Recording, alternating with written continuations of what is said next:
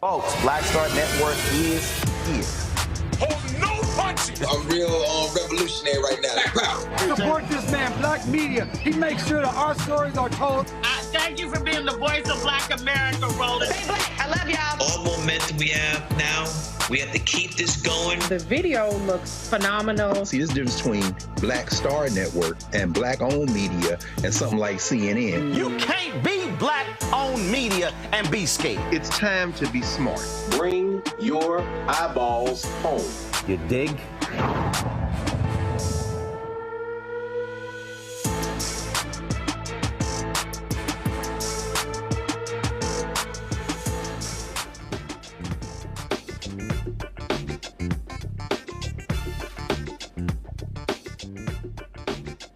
It's Monday, August 5th, 2024. I'm Dr. Ome Kongo Davinga sitting in for Roland. Here's what's coming up on Roland Martin Unfiltered, streaming live on the Black Star Network.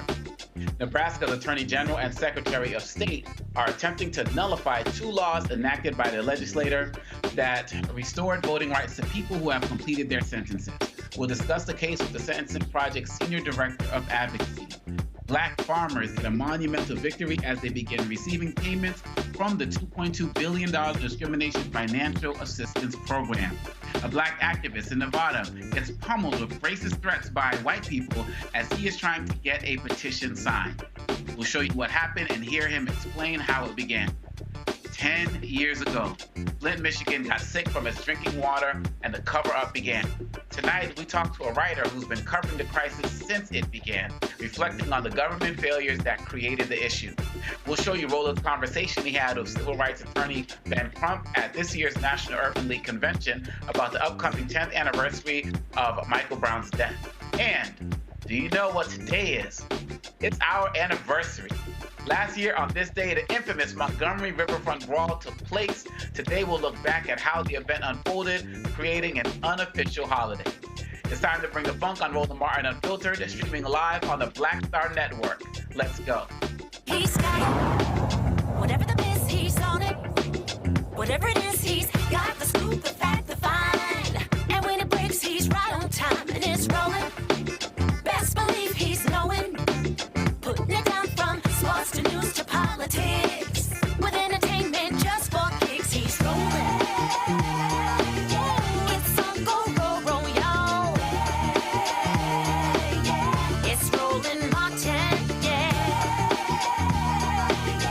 Rolling with Roland now.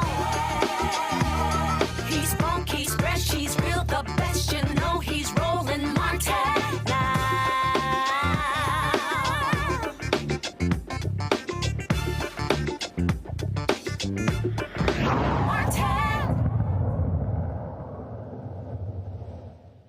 The American Civil Liberties Union of Nebraska is challenging top election officials' defiance of state laws that restore the voting rights of anyone convicted of a felony.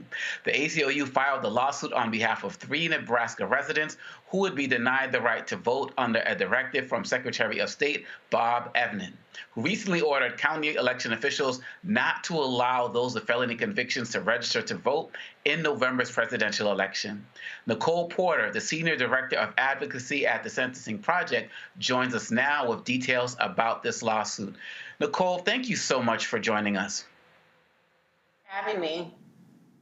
Absolutely. It seems every week we're having, and sometimes multiple days within the week, we're having conversations about voter suppression efforts. And one of the things I was concerned about when Vice President Harris got the nomination was that those on the Republican side were going to double down on their voter suppression efforts. And yet here we have another situation.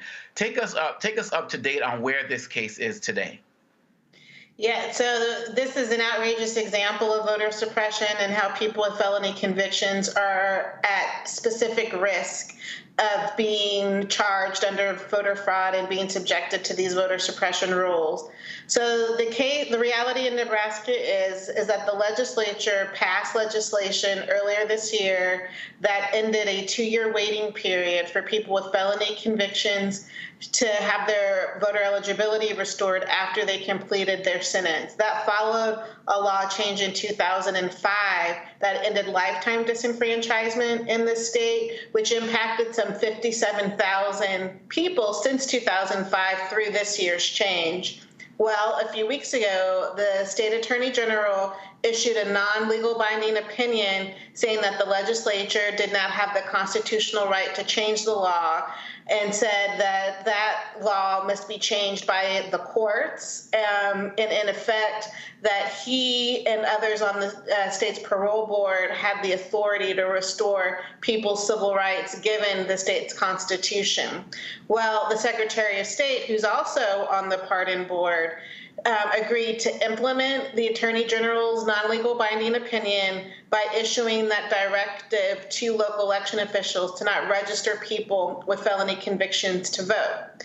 Because of that, because of the state Secretary of State's unwillingness to comply with the law that was changed earlier this year, the ACLU of Nebraska filed a lawsuit last week to compel the Secretary of State to do his job, a mandamus lawsuit.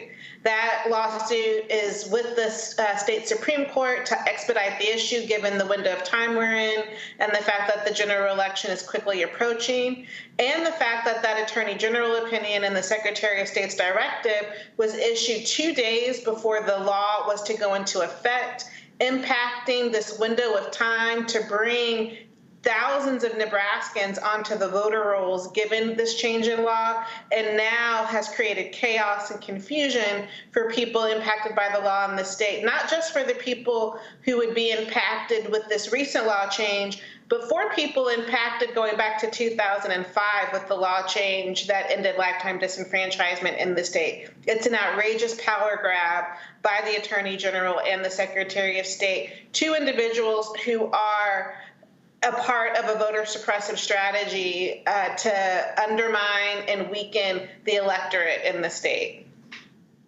Now, my assumption is going to be that the Attorney General was there through much of this time before this, trying to work to change these laws. Do you think that it was strategically timed that they would challenge it at this particular time so as to make it so confusing so that this could not be resolved before the election? Because it seems like this is something they could have done months ago, if not a year or two ago, or even right after they implemented this change in the first place. Well, this legislation has been introduced year after year, dating back to as far as 2015. The Sentencing Project has been a national partner to state groups in Nebraska to change the law since then. But I think what's really outrageous regarding this is that not only is the Attorney General trying to undermine the law that went into effect in 24, but going back to 2005, so that's some 19 years ago, and didn't address at the time the fact that there was any constitutional challenge to the law that's been in effect for nearly 20 years.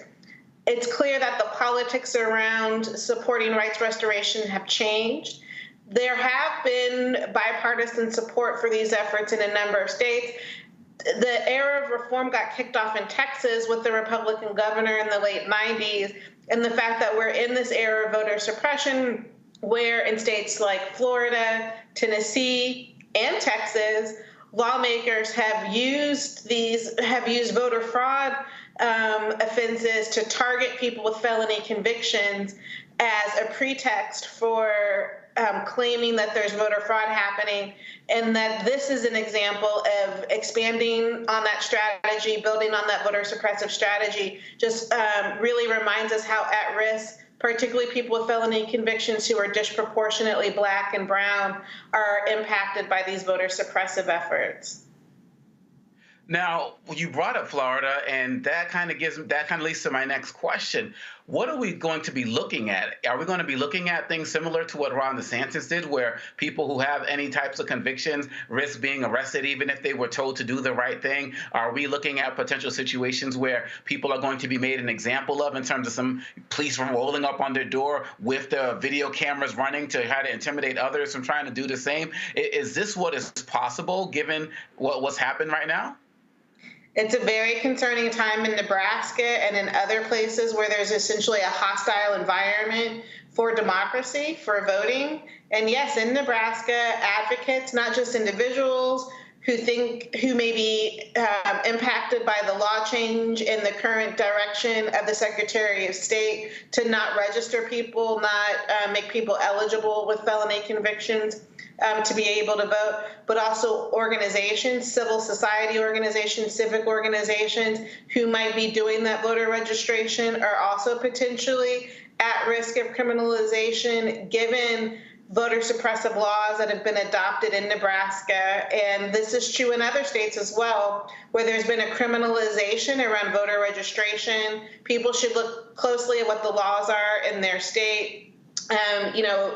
Engage voter legal advocacy organizations to confirm what the laws are.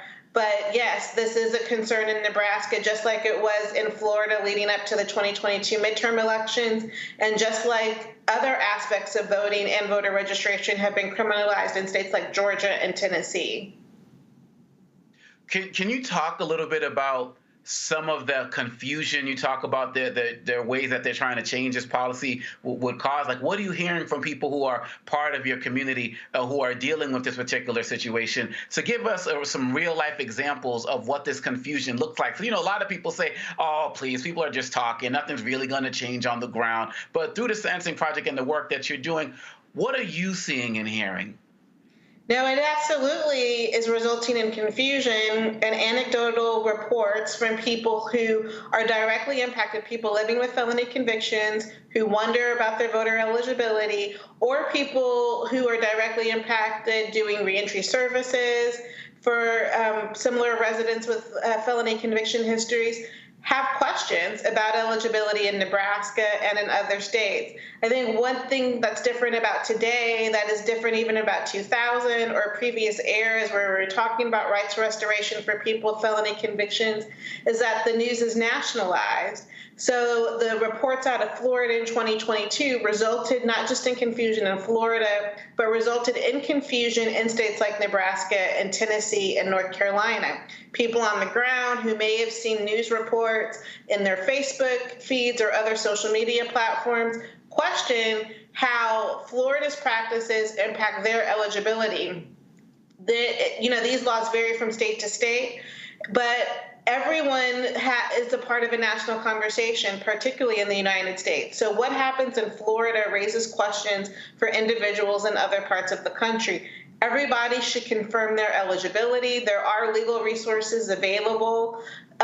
People can visit the National Voting in Prison Coalition's website. That's nationalvotinginprisoncoalition.org. And there are referrals to legal services groups where people can confirm their eligibility if they are living with a felony conviction. But these are the realities that that people are confronted with, that even if they live in one jurisdiction, the news from a different state might impact their awareness of what the laws are and resulting in confusion. And the fact that the laws have changed within states, for example, this year in Nebraska, so there are questions for people living in Nebraska about what their eligibility may be going into the November general election. And what has been the response of the governor to everything that's going on right now? In favor of what's going on, trying to lay low, vocal support. Well, what has been the response of the governor? Well, the governor did not veto the bill, the underlying bill that is at question, that the Attorney General issued this non-legal binding opinion on, and that the Secretary of State has said that he will implement. But what the governor did not do was sign the bill, which signals, not enthusiastic support for the legislation and the governor's unwillingness to stand with those directly impacted by the legislation and other civic organizations within the state who worked so hard for so many years to advance the policy. So what we know is that the governor has been absent on this issue when it comes to standing alongside voting rights and pro-democracy and democracy defenders in Nebraska, and that this decision was put forward by the state's attorney general and is being implemented by the state secretary of state. Nicole Porter with the Sentencing Project, Senior Director of Advocacy. Thank you so much for bringing this to our attention, and please keep us posted so we can keep our audience posted as well. I will definitely do that. Thank you for your attention to this issue. No doubt. You take care. You too. And we will be right back. We'll bring in our panel and have this discussion and talk about it a little bit more. You're listening to Roland Martin Unfiltered on the Black Star Network. When you talk about blackness and what happens in black culture, we're about covering these things that matter to us, speaking to our issues and concerns. This is a genuine people-powered movement. There's a lot of stuff that we're not getting. You get it, and you spread the word. We wish to plead our own cause. Too long have others spoken for us. We cannot tell our own story if we can't pay for it. This is about covering us. Invest in black-owned media. Your dollars matter. We don't have to keep asking them to cover our stuff. So please support us in what we do, folks. We want to hit 2,000 people, $50 this month, raise $100,000. We're behind 100,000, so we want to hit that. Y'all money makes this possible. Checks and money orders go to P.O. Box 57196, Washington, D.C. 20037-0196. The Cash App is $RM Unfiltered. PayPal is R Martin Unfiltered. Venmo is RM Unfiltered. Zelle is Roland at RolandSMartin.com. What's up, everybody? It's your girl, Latasha from the A. And you're watching Roland Martin Unfiltered.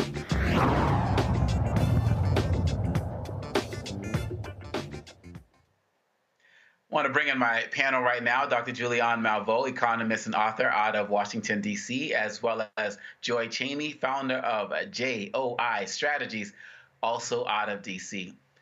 Dr. Malveaux, I'm going to start with you. There's so many things I can ask you, but I'm just going to keep this simple. Here we go again. Here we go again. I don't know how. This is deliberate disenfranchisement. The state of Nebraska ought to be ashamed, but of course, you know, they're not, and that's not even the point. The point is that when people have done their time, they've served their time, they pay the price, now they're returning citizens, they need to be allowed to come back with the full rights. Nebraska was already a little bit restrictive because you had to be out for 2 years before you could even exercise your voting rights. But then for this legal person to say, no, they can't do it, to sit down in order and for the governor not to get involved really speaks to their intention to deliberately separate Black people from their rights. But this is that we've seen it in Florida. We've seen it in other places. If you read, which I'm sure you have read at least part of it, the disgusting document that Project 2025, I mean, one of the things they talk about is taking away voting rights for people who've been convicted. I mean, that document is a disgusting piece of civil rights encroachment, from voting rights to human rights to health rights to anything else. But you see these states falling in line to say we're going to deny people their votes. And there doesn't seem to be enough. I appreciate the young lady that you just spoke with, but there doesn't seem to be enough pushback to say that these people are absolutely have every right to this. So there is a piece of legislation to restore voting rights to returning citizens, but it's not going to get out of the Senate, not under the current circumstances. Republicans are ambivalent, if not negative about it, and all Democrats are not enthusiastic. So we really do have to look at the John Lewis Voting Rights Act, and we have to look at other ways that these people who have served their time, have the opportunity to exercise their franchise. And Joy, given the work that you do across the country, you know, we talked last week. When I was hosting, we had somebody who was coming in from Georgia with a lawsuit that was being filed down there. And as I said to our guest, Ms. Porter, before our break, I feared that given Kamala's ascension, that this was going to be doubling down and they were going to go overboard. But it seems like even before she took over, they were already starting to go double down. And I don't know if it's part of the fact that Donald Trump is going out and telling people, hey, you don't even have to worry about voting again. You know, I'll take care of it. Like, is this part of the national strategy? I mean, what are you seeing as it relates to these efforts to suppress this vote across the country? Was it already worse and we weren't paying attention, or are they really going harder right now? well, I mean, there's no doubt they're going harder right now, but they've been going hard ever since we saw Joe Biden and Kamala Harris win in 2020, and they've been going hard ever since we saw Barack Obama win in 2008 and 2012. They're seeing a growing population of Americans who are not white Americans who they are concerned about. And as we vote more, and as they decide that they're walking away from a whole swath of voters who are people of color, which is bizarre to anyone who can do the math, they're getting panicked. And as part of their strategy for winning, and let me be clear what we're saying when we say they, Republicans. Part of the RNC, part of the Republican, part of the conservative strategy for winning is to suppress the votes of people who are non-white. That's part of their strategy. It has been for some time now. And so long ago, when we thought they were trying to bring in people of color to their party, which of course would be the smart thing to do, they have separated from that. And they have said, if we can't beat them, we'll just suppress their right to vote. That's where we are. You know, the felon disenfranchisement is part of that. There had been a surge of people who, for often religious reasons, were saying, how do you say we believe in second chances and redemption when people serve their time? You ought to allow them to reenter society. And also, we know that reentering society and getting the benefits of society is one of the things that reduces recidivism. But when your goal isn't to reduce recidivism, when your goal isn't to make people whole again and to be ultimate good citizens again, your goal is to suppress them and to make sure that they don't have the full rights of citizenry as you do, to make sure that the people that you have enslaved through the carceral system, right, modern day slavery, are continuously harmed by those decisions. Then of course you're going to do everything you can do to prevent them from being full citizens and being able to vote. But what's really clear is that this is not the rule everywhere.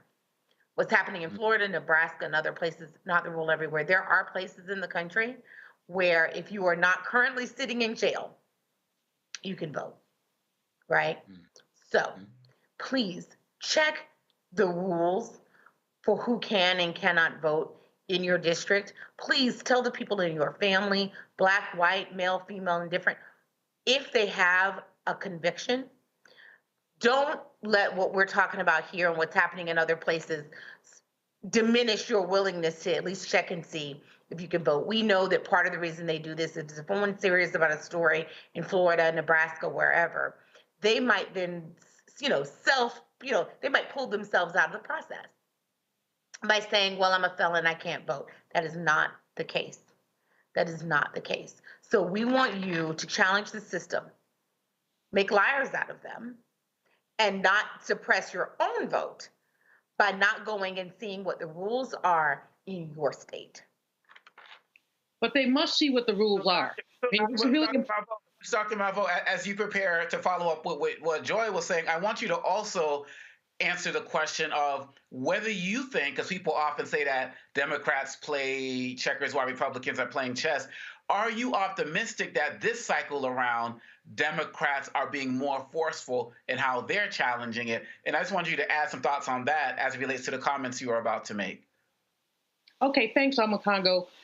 First, I want to just say the sister laid out very rousing, and thank you, reminder that people need to check the rules, need to vote, need to encourage their relatives to vote.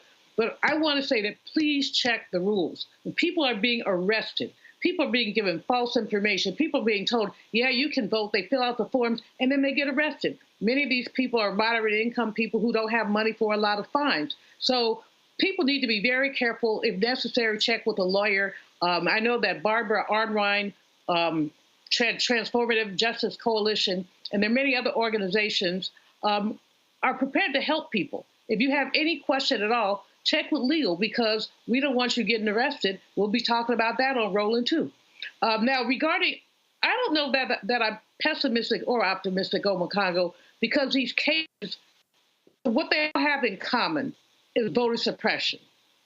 How they're actualized is different by county and state by state. I have not seen, except for Arnwine and a couple others, I have not seen folks really go after these states that are suppressing the vote, that are preventing returning citizens from exercising their franchise. I just haven't seen it widespread. I'm glad that we're talking about it here today. And I know we've talked about Florida in the past, and some of the other states. And Joy is right. This is not everywhere. But I do think that Democrats would be well served if this were more of a national, if there were more of even just a grid that says in Florida you can do this, in California you can do that. Well, in California you can do anything. So I didn't say that about my home state. But basically, it would be useful to have a grid of some sort. It would be useful if law students were getting out into the community and saying, we want to help with this. So it is going to be a problem. And the problem is this election is going to hang on margins. It's going to hang on, people are talking today about who the vice president should choose for her running mate. And basically, each one of the three men she's considering might bring a percentage point or two. If we have an election that hangs on a percentage point or two, if a percentage point, or even half a percentage point, gets misdirected, that's going to be a problem. Remember, the former president won Georgia by 11,000 votes. So when we think about those very slim margins, we have to think about every single vote counting. No, you're That's right. Can I just say one other thing on that? Please. It is so critical. What Dr. Melville said is absolutely right. We are talking about slim margins here, and they know this. So if they can scare just a few of you, just enough of you into saying, well, I had a conviction, or some people overinterpret and say, I went to jail, or I had a misdemeanor, or what, they will overinterpret and they will take themselves out. Please do not do that. If you are not currently sitting in jail, I want you to check the rules. And even then, I still want you to check the rules for what happens if you can and cannot vote with your board of elections. With your board of elections. And yes, we've talked about many other orgs, but every place has a board of elections. We want you to check what the rules are in your area. And if you can vote, please do.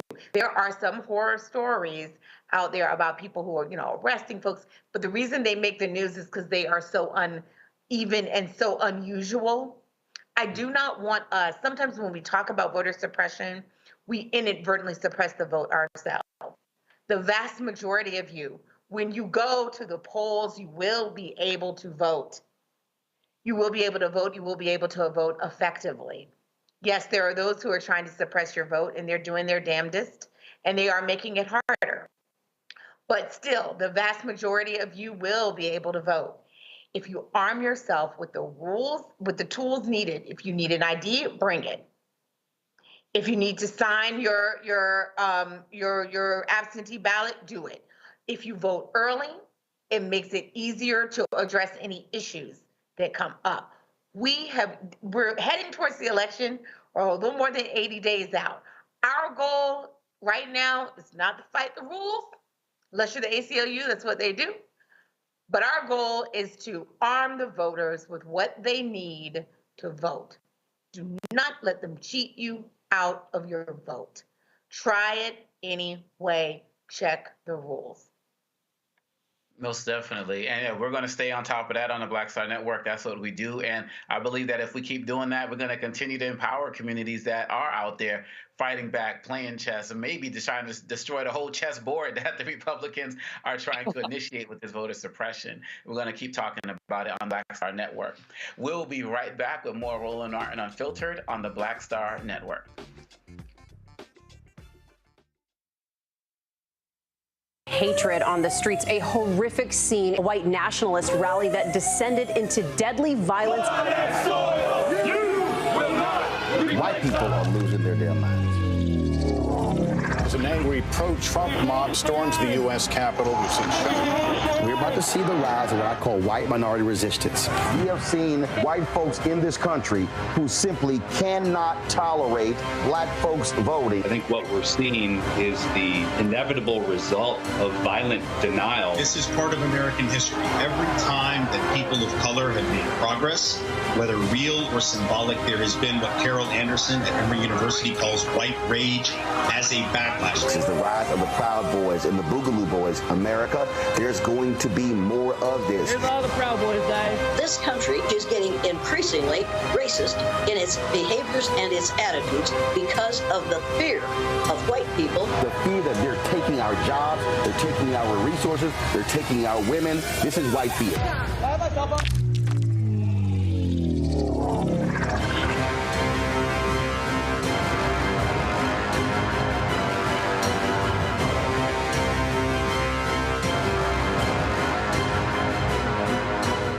My name is Lena Charles, and I'm from Opelousas, Louisiana. Yes, that is Zydeco capital of the world. My name is Margaret Chappelle. I'm from Dallas, Texas, representing the Urban Trivia Game. It's me, Sherry Shepard, and you know what you watch. Roland Martin on Unfiltered.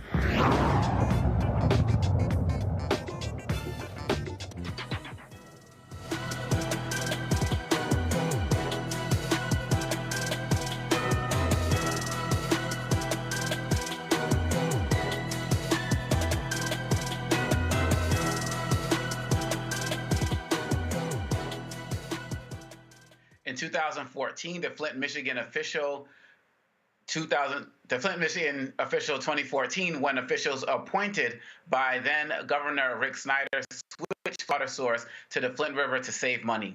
The water contained high levels of lead and bacteria, which flowed for 18 months, affecting Flint's predominantly black population and killing at least 12 people.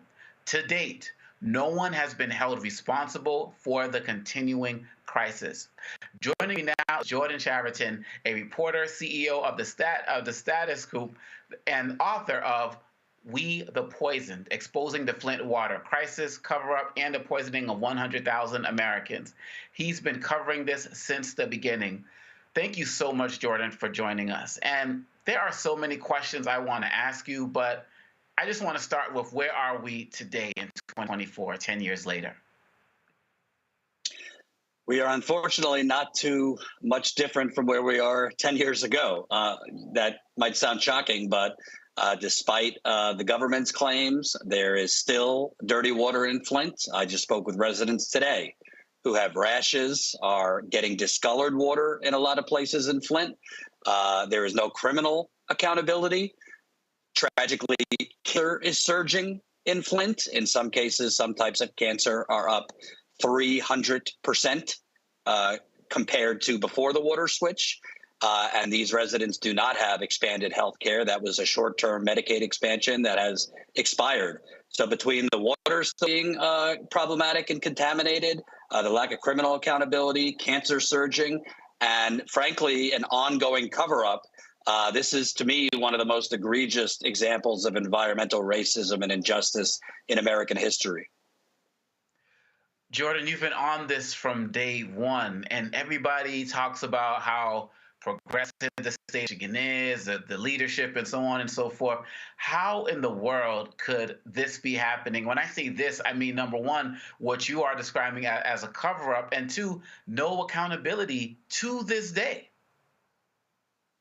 Yeah, and I also want to be clear, because my book reveals this was not an effort to save money. This was an effort to make money. This was a massive privatization scheme that obviously went very wrong. Wow. Yeah, the details of that, I mean, there was no reason for Flint to switch its water. No reason at all. They built a completely brand new water pipeline that was on the same exact path as the existing pipeline Flint got from Detroit. Detroit cut its rate in half to Flint to save it as a customer. But there were people that wanted to make money on a brand new water system, and there were also Wall Street banks involved. So my book really, for the first time, details that whole financial scheme that is still not being punished today. The other thing is, you know, the state put out the number that 12 people died. Well, my book will show you a lot more people than 12 people died, including all the people now dying of cancer. But to quickly answer your question, how no one is held accountable, my book also reveals that the current Attorney General of Michigan, Dana Nessel, who is rumored to want to run for governor, I can't get in her head, but her decisions kind of sabotaged the criminal investigation. She fired prosecutors that were moving the investigation along, were about to go to jury trial. She fired them, she dropped all the charges, and then restarted the case from scratch, with experts and lawyers told me was unheard of. They've never seen anything like that. And then the prosecutors she put in, as my book will reveal, were kind of overwhelmed. And what ended up happening was the Michigan Supreme Court threw out Attorney General Nessel's charges. So it was kind of between the direct government cover-up and, really dumbfounded decisions by the current Attorney General. The residents of Flint, as of now, it does not seem like they will have any justice. And I'm really hoping that as many people in Flint are able to get the book, because most of them do not know the full details of who poisoned them, but most importantly, why? What were the financial motivations? What were the financial for-profit reasons that went into this issue? Oftentimes people will say things are not as simple as they seem. They're much more complicated than you think. But it really seems that the way that you lay this out and the way that you continue to lay this out, it is as simple as it seems. And it's as simple as the fact that people don't care about this poor, marginalized community. What am I missing? Absolutely. I don't think this could have happened unless a city like Flint, which, if your viewers don't know, once upon a time, Flint was the envy of America. It was literally one of the most booming urban metropolises in the 1950s and 60s. It was the birthplace of General Motors, and it had a vibrant middle class. But for a lot of reasons, including racist housing, racist rezoning laws, white flight, offshoring of jobs, General Motors going to other countries, Flint became kind of like a rotting economic carcass in the early 2010s. And there you had a Republican governor who literally was running on running government like a business. And what did he do? He declared a financial emergency and literally elected unelected emergency managers. There's a lot of focus on right now saving democracy. Well, Flint's democracy was stolen. The emergency manager took power from the elected mayor, from the elected city council. And it's those emergency managers who made the decision, let's use the Flint River, which, by the way, General Motors, Dow Chemical, a lot of different corporations had dumped their waste in that river for over 100 years. It was a known contaminated, polluted waterway. And, let's use a dilapidated water plant that was not equipped to treat the river water. Using the Flint water plant, I say, was like the equivalent of these Boeing planes that are literally falling apart midair. That's what using the Flint water plant. And the mostly white, wealthy officials at the state capitol were making decisions for this majority black community that they did not live in. They did not drink the water. And I don't think they would have been as reckless or as carefree making those decisions if it was in Ann Arbor, predominantly white, 1 hour down the street, or name your wealthier white town. So this was about race. It was about class. And as residents have told me, they were treated as guinea pigs. And my book will reveal, I do not say this lightly, I believe the biggest government cover-up of the 21st century. It involves the federal government, the state government, local government, and Wall Street. And, no disrespect to those who think Watergate was big. Nobody died from Watergate. People are still dying from this. So I really hope, it's hard in today's media world to remember the crises that happened yesterday, much less 10 years ago. But to be clear, an American city was poisoned, the government covered it up, and they've left them to slowly die. Questions from the panel? Joy, I'll start with you. I'm not sure if you said Joy, it cut out, but I'm going to go ahead and start anyway. Yes, Let please. me just say, I'm so glad to be on with you. So this is the 35th, if I'm not mistaken, anniversary of Michael Moore's Roger and Me. which was a documentary, if your viewers have not seen it, on Flint, Michigan, and what happened. You alluded to it before, the siphoning off of jobs when the GM motor plant closed. And I remember being a very young person, I believe, I can't remember, I may have been in elementary school, but I remember watching it. They showed it in school, and it was formative for me, and it reminded me of just how important it was for business and government to work together, and that those people had been left behind. So imagine, our devastation and their devastation to see that even after all of that attention, they were being left behind again with this Flint water crisis. And it's not just them. Obviously, there are things in other parts of the country as well, including Alabama and other places where we have significant environmental discrimination and water contamination. Interestingly, Michigan is also a place that we are all looking to see what's going to happen. Are Democrats going to win Michigan? And there's so much focus on what this Biden, Harris, et cetera, and who and what's happening in Israel and Gaza with the Muslim population there.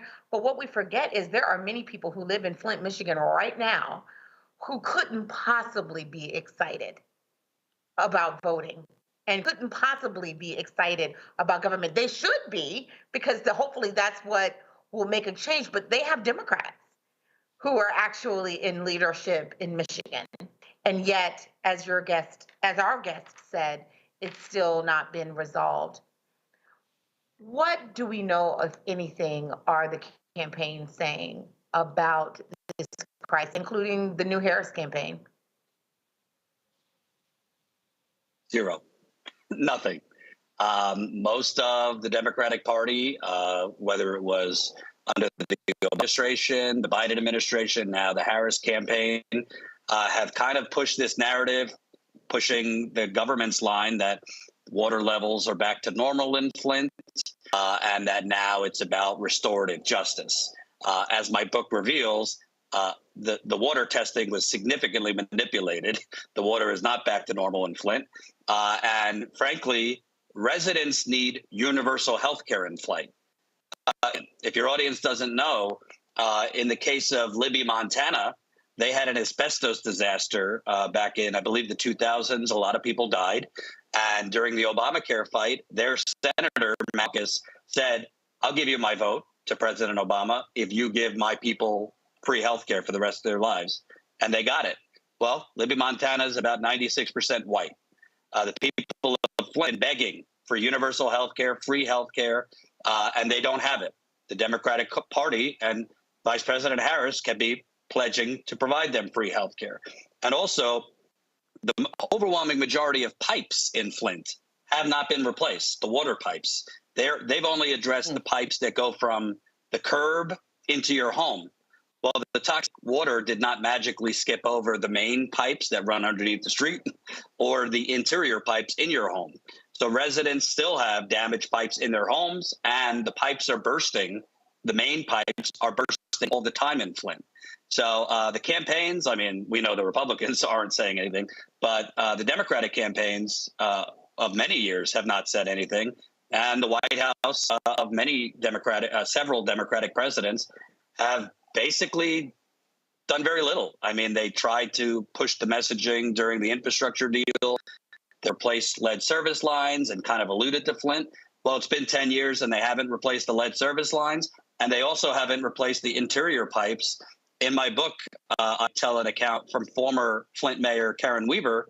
She asked current Democratic Governor Gretchen Whitmer for funding, for help to replace Flint residents' plumbing inside their homes. And Governor Whitmer, this is according to former Mayor Weaver, told her the state legislature has Flint fatigue and I can't get any more money. So the bottom line is this is still a disaster. It's not a crisis from the past. That's a narrative that's been put out there. But 10 years later, residents are still getting rashes. There are residents still losing hair. There are residents still getting smelly water and discolored water. And also the infrastructure in Flint, the water pipes, they were built for a city when it had 200,000 residents. Flint has 80,000 residents now. There's sections of Flint where there's a lot of abandoned homes where the water is not being used. That leads to stagnant water, which then leads to bacteria, not just in Flint, many other cities. So there's a lot of problems, and I've just been trying to keep this and keep attention on this because you can't normalize any city, black, white, doesn't matter, especially black, cannot normalize people being harmed by their government and then it kind of being swept under the rug. Dr. Malveaux, your question. First of all, I want to thank you for your resilience and your persistence in following this story. I know Mayor Weaver personally. She's a dear friend. I'm frustrated because I'm surprised to learn that Gretchen Whitmer, who wants to put herself out there as some kind of champion of the people, would say people are flinted out. I mean, how do you get flinted out when people are gay? And for it's been a decade. There's been no justice. And the word, you said something a bit back, which Omakonga knows this is one of my favorite words, predatory capitalism. Yes. The reason that Flint got exploited was because people found a way to make money from their misery. They didn't need the new water lines. They just wanted them because then they could make more money. Detroit gave Flint a break on their water prices, but the new authority, I understand, and I haven't finished your book, but did not give them such a break. So somebody's making money. So the dots need to be connected, and basically the lowlifes, and I use that word advisedly, need to be exposed for what they did to the people of Flint. Now, you've done exhaustive reporting. I know you talked to lots of individuals. You have one part of one in the book where you talk about a man who basically blew up at a city council meeting, just being so frustrated at the fact that he could not get any answers, that they can't get clean water.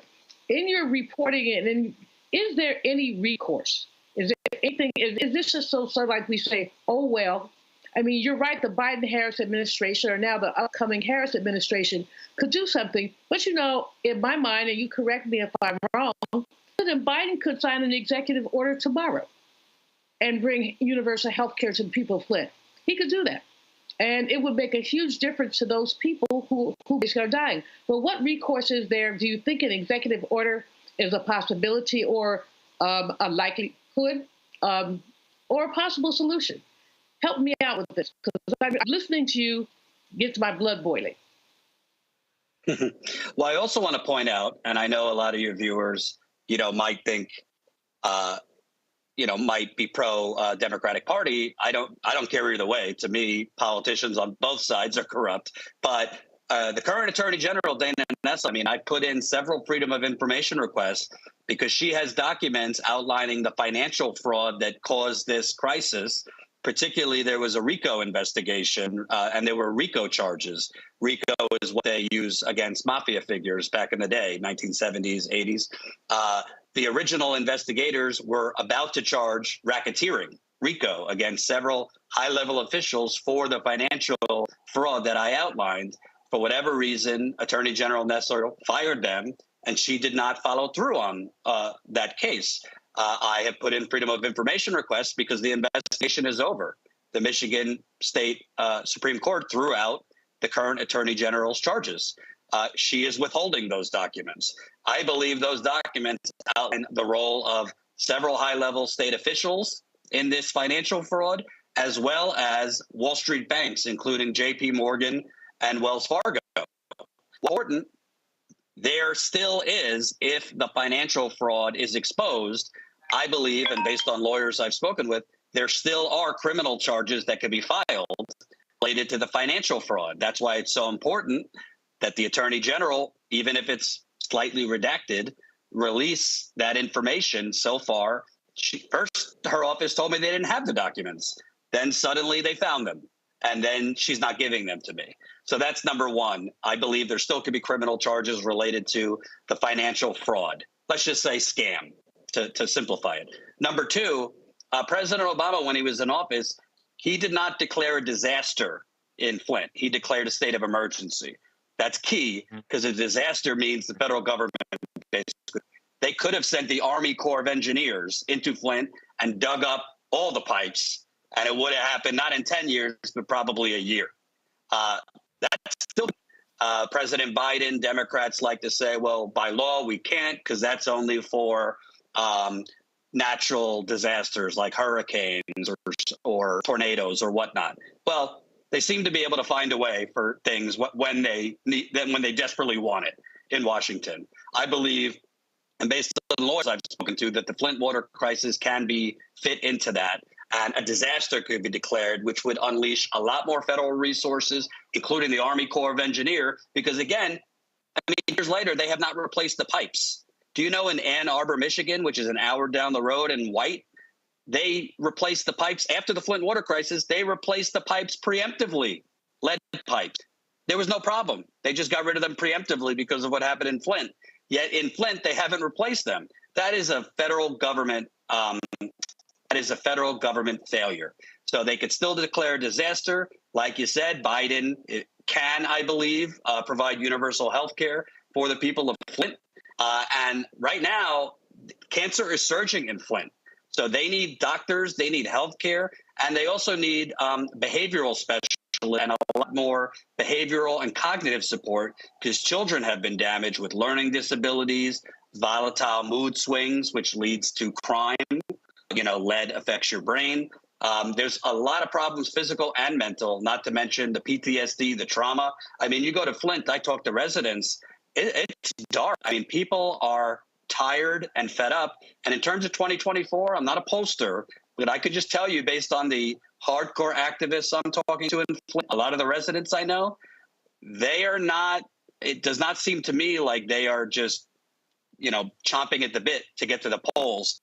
Even Harris. And we know how tight it is in Michigan. So if you get a lower turnout in Flint or Detroit, that could cost the Democrats the election there. So I think that the federal government, whether it be nominee Harris or current President Biden, need to right the wrongs. And by the way, the federal EPA, both under Biden and before Biden under Trump, the federal EPA has not acknowledged guilt and has not settled the people of Flint. So they have not provided Flint money. The federal EPA, the state of Michigan has settled with Flint for far too little, in my opinion. The EPA has not. So that's another thing President Biden can do, to pledge to, first off, admit guilt and then settle. So there's a lot President Biden and now nominee Harris could do. Thank you much, Jordan. I really hope that people will check out your book, We the Poison, Exposing the Flint Water Crisis Cover-Up and the Poisoning of 100,000 Americans. And I just want to thank you for your continued and tireless effort on behalf of the people of Flint and your work with the status quo to really call attention to this.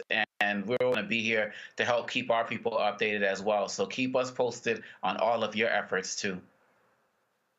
Thank you so much for having me. I appreciate it. Oh, no doubt. No, take care. And you all, we're going to be right back with Roland Martin on Roland Martin Unfiltered on the Black Star Network. And don't forget, we're going to be talking about that 1 year later, the Montgomery Riverfront Brawl. Stay tuned. We're going to be getting in on that as well. We'll be right back.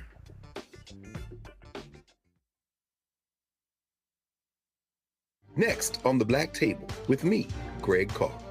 Democracy in the United States is under siege. On this list of bad actors, it's easy to point out the Donald Trumps, the Marjorie Taylor Greens, or even the United States Supreme Court as the primary villains. But as David Pepper, author, scholar, and former politician himself says, there's another factor that trumps them all and resides much closer to many of our homes. His book is Laboratories of Autocracy, a wake-up call from behind the lines. So these state houses get hijacked by the far right, then they gerrymander, they suppress the opposition, and that allows them to legislate in a way that doesn't reflect the people of that state. David Pepper joins us on the next Black Table, here on the Black Star Network. Fanbase is pioneering a new era of social media for the creator economy.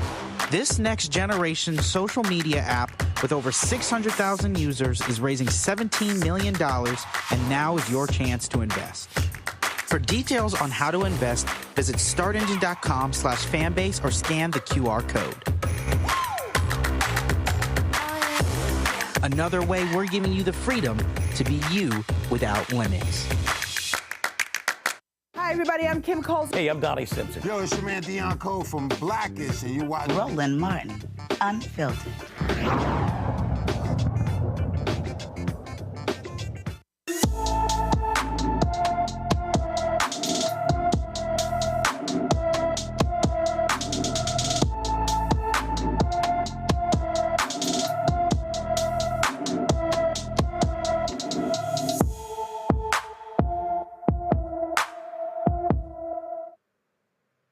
Asada Amon has been missing from her Beaufort, Georgia home since February 1st, 2024. The 16-year-old is 5 feet 2 inches tall, weighs 115 pounds, with black hair and brown eyes. Anyone with information about Asada Amon should call Gwinnett County, Georgia Police Department at 770-513-5700. The Biden administration paid out more than $2 billion in direct payments for Black and other minority farmers discriminated against by the U.S. Department of Agriculture. According to the USDA, more than 23,000 farmers were approved for payments ranging from $10,000 to $500,000. Another 20,000 who planned to start a farm but did not receive a USDA loan received between $3,500 and $6,000. USDA Secretary Tom Vilsack told reporters that the aid is, quote, not compensation for anyone's loss or the pain endured, but it is an acknowledgement by the department. Unquote. That's a very interesting statement. The USDA has a long history of refusing to process loans from Black farmers, approving smaller loans compared to white farmers, and in some cases, foreclosing quicker than usual when Black farmers who obtained loans ran into problems. Most payments went to farmers in Mississippi and Alabama. Now, Dr. Malveaux is the economist, and we talk about this and these predatory economic practices, and I'm thinking of Farmer John, and I'm thinking of the late, great Joe Madison, who fought so much for this. How are you processing this? Some people saying too little, too late. Some people saying better late than never. Some people are saying that much more is owed. Give us your economist take on this. Well, number one, much more is owed. Much more is absolutely owed. It's always difficult to get the federal government to admit that they were wrong, as we just saw in the previous story about Flint. So good for them for doing it, but it is too little too late. When he was Secretary of Agriculture before, Vilsack did not support these kind of payments, which he is now supporting, but it's not very much. When you're talking about you was trying to start a farm, you did everything. These loan applications sometimes over Congo are 40 pages long. So you jump through all the hoops, you do everything you're supposed to do, and they give you $6,000? Really? So there are economic ways that we can measure missed opportunity. There are ways that we can measure, but for their racism, this might have happened. We know that in terms of land, that we as a people have lost so much land. We have only 1% of the land that we had in, I think, 1910. Basically, they've been grabbing our land, and every time we try to do something, there's a door slammed in the face. So while I applaud, Brother John Boyd deserves every kudo that he can get. He's a hero. He is a hero. He's been very persistent about this. He's used his own resources. He won't let it go. He's like a tiger with a tail. He will not let it go, and we all appreciate that. But we know that there is no equity here. There's no justice. Even the people who got the $500,000, tell me, how long they waited for that. I found, actually, it's kind of funny. I was doing a program at the Smithsonian, and I found a cousin, a sister, last name Malveaux, from one of those Louisiana counties, where actually the Department of Agriculture had put she and her husband off of their farm for 2 late payments. They sued, and they got something, but again, they didn't get nearly what they lost. She said that the size of their farm was reduced by like 60%. So they didn't get everything. They got put off. They sued to get it back, and they got it back, but not all of it. So, I mean, it's the way that Black people are treated in this country is shameful.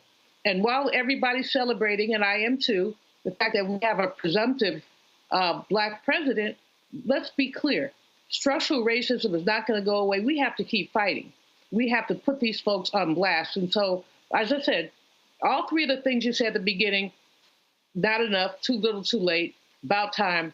All of those things are true, but even more true is there is no economic justice. And that's what people are really looking for. We look at the wealth gap, Congo, and we think about how the wealth gap affects the way that people live, what you have less access to because of the wealth gap.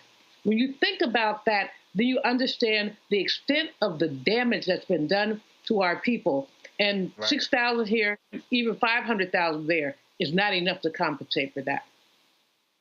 Absolutely. And Joy, real quick before we go to our break, something about this comment bothered me, that Tom Vilsack would say that the aid is not compensation for anyone's loss or the pain endured, but it is an acknowledgement by the department. Why is it so hard to acknowledge Black people's pain? Because they don't want people saying they're giving out reparations. They don't want, and their lawyers review that. It's BS. Excuse me, I don't want to offend anybody. It's offensive. Dr. Bravo, that's, go ahead, keep going. I wrote the bar, be unfiltered, sister. It's bullshit, okay? And we know that. And so we have to be really clear. No matter who is in the White House, we have to be 100% clear-eyed that we will be looking for results for our votes. If we're voting for you, we don't want to get to the end of 4 years and still have a Flint water crisis. We don't want to get to the end of 4 years and have to play around the edges around acknowledging the pain of Black farmers and dealing with other economic matters. We need results. And frankly, kudos to the Biden administration for getting here, because we didn't know. I mean, this is a long story, right? That really has spanned almost the full 4 years. So we didn't know where we would be. So we're glad to be here. Thank you for what you've done, but it's not enough. We thank you. It's not enough.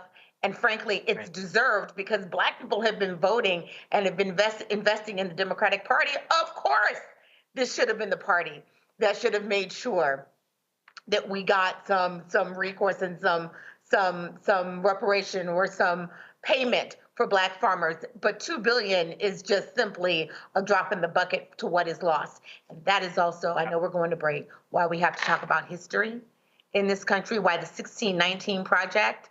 I remember being a Senate Chief of Staff, and I was listening to the last episode of the 1619 Project as I was driving to work one morning. And by the time I got to work, I was just crying profusely. Yeah. I didn't fully understand the history. And I consider myself to be an educated person. We must tell our history so that people understand, because once you know what happened to Black farmers, it's very hard to unknow it. No, yeah. It's very hard to unknow it. Once we know better, we got to do better. And so we're going to keep our eyes on this and any efforts that people try to give to block any future funds that are coming towards our farmers, because they absolutely need it. We'll be watching. Black Star Network will be watching.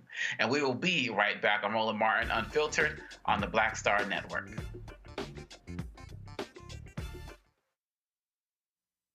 Good job, good pay, good life. Would you be willing to walk away from it to achieve real wealth? Well, that's exactly what this woman did. And boy, did it pay off. Once you make the decision that this is the direction that you're going to go in, I do believe that there's power in having a decided heart. Hear her story on The Next Get Wealthy with me, Deborah Owens, America's Wealth Coach, on Black Star Network. Hello, I'm Jamia Pugh. I am from Coatesville, Pennsylvania, just an hour right outside of Philadelphia. My name is Jasmine Pugh. I'm also from Coatesville, Pennsylvania. You are watching Roland Martin Unfiltered. Stay right here.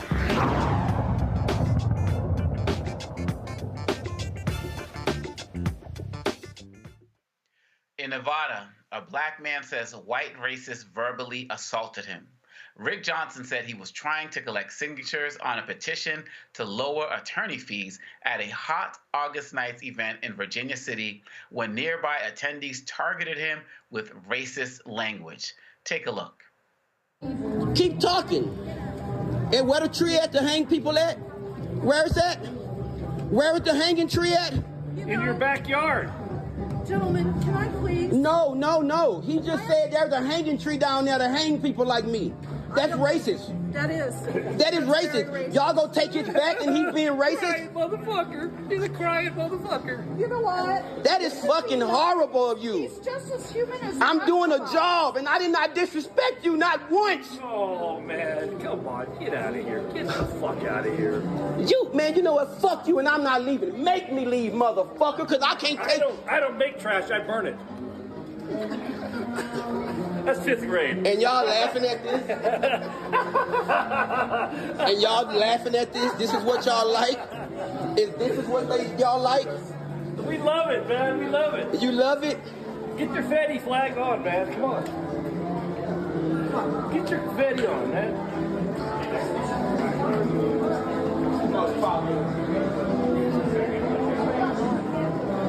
And all of y'all accepting this shit.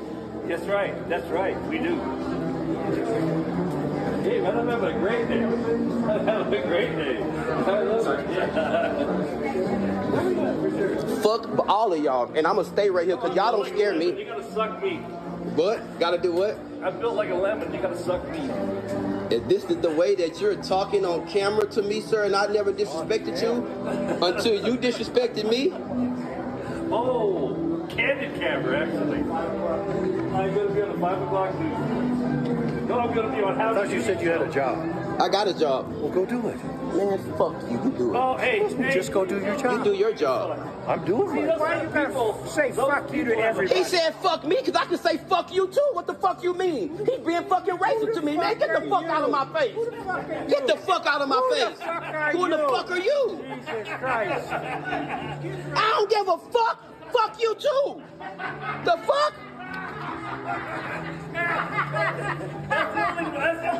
That's the only license. How you doing? He seems to know. Are you along with them? Yes, he is. Okay, but why is he being fucking racist to me, talking about there's a fucking hanging tree down there? Are you along with that? Are you down with that as well, like him? So, he's my dad, first off. Don't fucking touch me. Don't touch me. I'm not on your property. Don't touch me. Don't fucking touch me. Don't fucking touch me. Do y'all see this shit? I'm not saying nothing. I'm telling you to get off my property. Fuck you. Now what? Let's do it. Come on, let's go. Slap me, hit me. I want you to. I want you to hit me. I love you. You're my brother. No, I'm not your brother. Don't touch me. This is fucking racist to the most. You're my brother. You're wrong. You're my brother. You're wrong. You get out of my face. Do you understand what that means? Do you know where you are? Do you know the history of the town? I don't give a fuck. I'm not doing anything to anybody. Y'all gonna kill me? Kill me. Kill me. Do it. You're my brother. Do y'all see? Don't touch me. I love you, baby. Are y'all gonna allow this shit to happen? This racist stuff? Come on, come down. No, don't touch me. Don't touch me. Baby, why are you so upset? Don't touch me. Why are you touching me, ma'am? Okay, come on. This is crazy. Calm down. You're causing a big old fuss. Because I didn't do anything to anyone. Honey, I know, honey. Jesus loves you. It's okay. Do y'all see this at the most? Jesus loves him. He just don't get it right now. Calm down. Can you let me go if I can leave, please, ma'am? But but you're steady touching me. Honey, I love you, baby. You're steady touching me, ma'am. This is assault. Do you have a mama? This is an assault. Do you have a mama? Do you have a mama? Ma'am, can you leave me? What are you doing here? I'm doing a job. Well, and I'm not bothering anyone. Well, you are now. You got everybody all upset, But you're touching me. Don't touch me, ma'am. Come on. You're touching me. I have to call the police. That's assault. I'm taking you. He's right here. Let's go. Don't touch me. You don't touch me. I'm not, baby. Can you leave me alone? Y'all gonna allow this shit to happen like nobody cares? Nobody see this racial shit going on? Honey, the sheriff's right here. You can tell him all you want. Your dad just said there's a hanging tree for niggers like me. What does that mean? What does that mean? And I did not disrespect your dad. I asked him nicely, excuse me, sir, are you a registered voter? He said no. I said thank you. And then he turned around and said there's a hanging tree down the road for niggers like me. That's exactly what the fuck he said. And all of them ganged up on me. I have it on video. I'm so sorry that happened to you. And everybody is going along with that shit. Are you okay? No. What do you need right now? Look, I can show you the video. It's okay. Oh my God, I'm so sorry. And all of them just ganged up on me. It's okay. You're all right. You're all right. Johnson posted his follow-up on his TikTok account. Hey TikTok, what's up? Yep, I'm the guy in the video yesterday that happened to out in Virginia City, Nevada. I just want to tell everyone, thank y'all for all of y'all support. Thank y'all for coming in and putting y'all comments and finding this guy and finding these people, because this is unacceptable. Like, I just want everybody to see that racism don't just goes on to person. Racism is like in all these little small cities and small towns, as y'all can see. I did nothing wrong to that guy. I was only doing a job, and I'm very committed to my job. All I did was ask him would he sign my petition to lower the attorney fees that they have in the state of Nevada. And this guy just started going off and saying all these derogatory, rude, and nasty things, and then his family came outside, and then the chatting and all that in the background, that was very hurtful. I know I could have went about it a little different way, but at that moment, I didn't know what else to do. I was cornered in by a lot of people. I was the only African American that was there with thousands of other people, and nobody came to my help. But I do want to give a shout out to this lady named Tiana. She did come to my help. I want to give out a shout out to everybody on TikTok, Facebook, and Instagram that came to my help, that was there for me, sending me love. And I thank you guys for all the different messages. I gotta go, I gotta get back to work, but I will go live and go into more detail of what happened, so you guys can know the more detail of everything. So I thank you guys, and y'all have a wonderful and blessed day. Nevada's Attorney General Aaron Ford issued this statement. My office is aware of the hateful racist incident caught on camera in Virginia City, one of Nevada's most storied platforms. Individuals are shown verbally harassing a black man and apparently referenced a hanging tree during their aggressive interaction with him. As Nevada's Attorney General, I wholly condemn their actions. Such hate does not represent the values we hold here in Nevada, and it should not be countenanced. Accordingly, I have reached out to Sheriff Cullen to offer my support in his office's investigation into this matter. I am proud to be a Nevadan, as are the employees from my office who reside throughout our state, including those living in and around Virginia City. Nevada is rich in diversity with people from different backgrounds, and I know us to be welcoming and kind. Many have already voiced their disgust in the actions that took place. I encourage the others to do likewise. Denounce the racism displayed in the video. That is from Attorney Ford. And now Virginia City officials also released a statement. Earlier this weekend, an incident occurred in which a visitor was harassed during an event, and comments were made that were hateful and racist. We want to make it clear on behalf of the Virginia City Tourism Commission that we find this behavior abhorrent and inexcusable. Virginia City is an incredible historic town with vibrant events and a welcoming atmosphere. We stand wholly against any acts of hatred, racism, or violence. Virginia City is proud to be a town that invites all individuals, and we are working closely with our merchants and event partners to create a community that is inclusive and open to all. Julian, you know, you're working on this book on lynching. I just felt like I was getting ready to watch a lynching right now.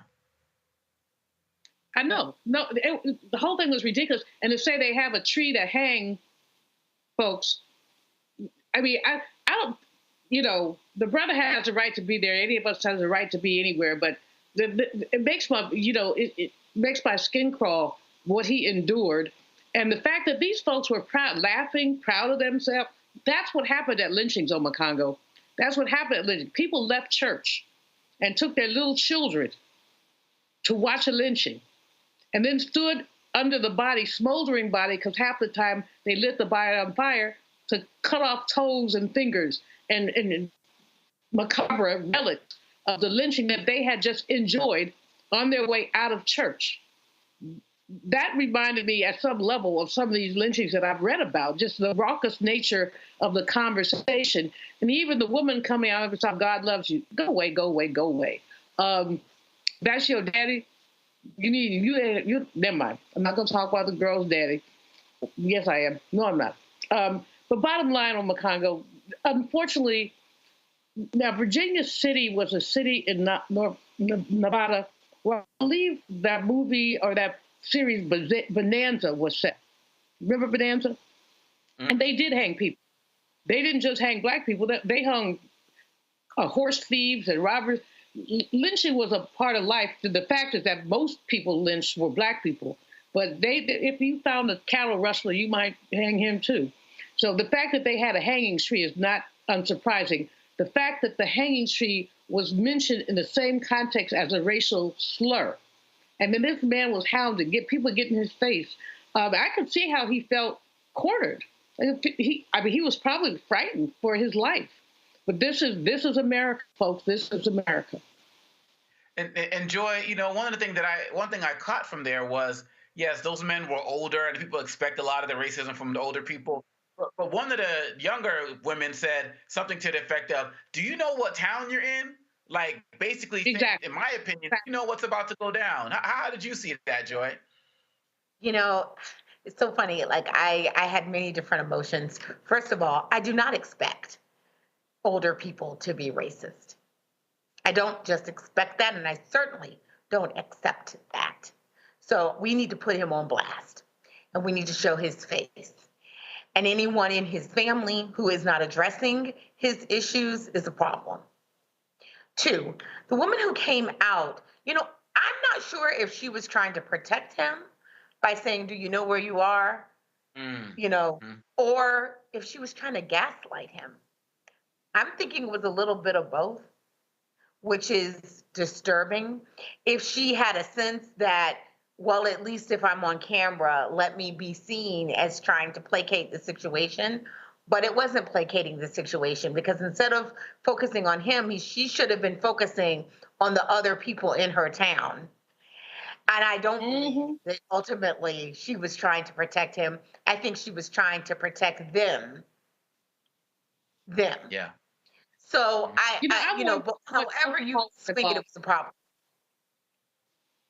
I am wondering how much alcohol was involved, because that was just a very raucous crowd. And this is a relatively small city. The brother's just trying to get petitions. So have they been drinking? Have they been drugging? Not to make an excuse, but I'm just looking at them and saying, really? Yeah. Also, the dynamic here with a white woman touching him.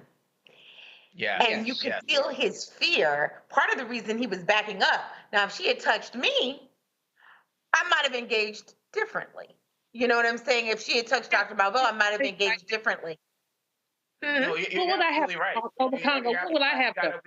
We got to break, but that point where she walked up to him, I was like, please don't push this woman, because it would have been over as people started to surround him. So we absolutely have to keep an eye on this. I really respect this brother for what he was doing and putting it out there, and let's continue to show that support. But I have a feeling we're going to be talking about this again, so we're going to have to table this for another day and come back and talk about it another time. We'll be right back. You're watching Roland Martin Unfiltered on the Black Star Network.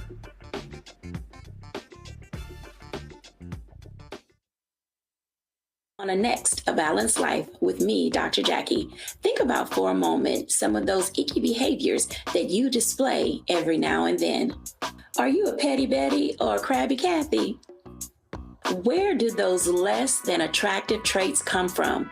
We all have them. And more importantly, how do we get rid of them to make certain that they don't infect other people? Pettiness is something that we all carry. It's just make sure that you carry it well and you don't use it to intentionally hurt. On the next A Balanced Life with Dr. Jackie on Black Star Network. Hello, I'm Marissa Mitchell, a news anchor at Fox 5 DC. Hey, what's up? It's Tammy Roman, and you are watching Roland Martin Unfiltered.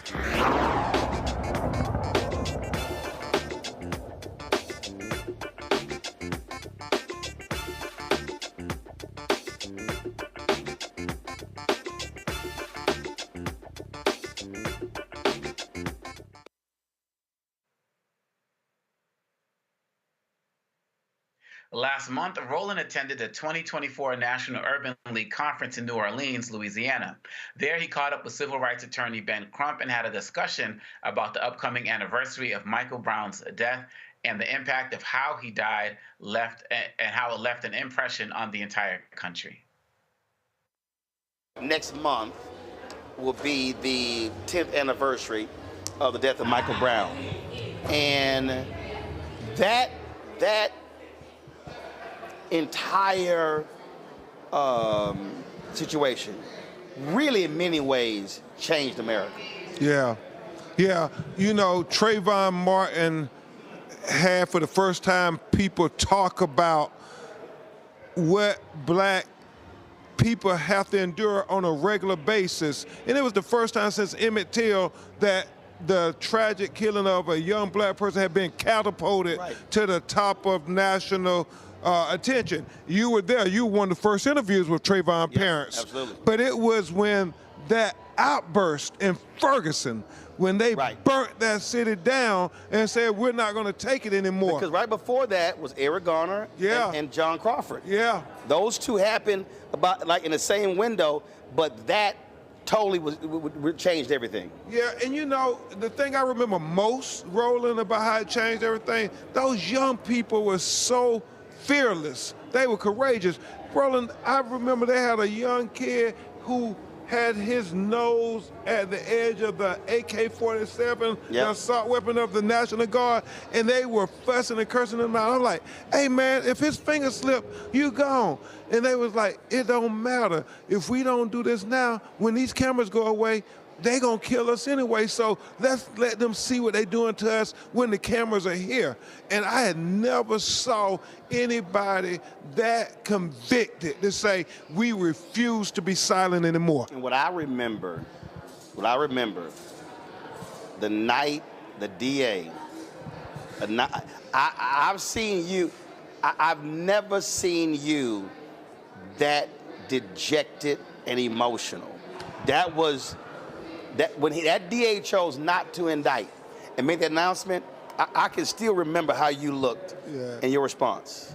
And Roland Martin, the reason you were so aggravated was they didn't even get a chance at justice. And you had 35 black people in the community say he had his hands up, but they chose to believe the narrative of one white police officer who said that, no, he was charging at me and I was in fear of my life. So it meant that black people, we don't even matter.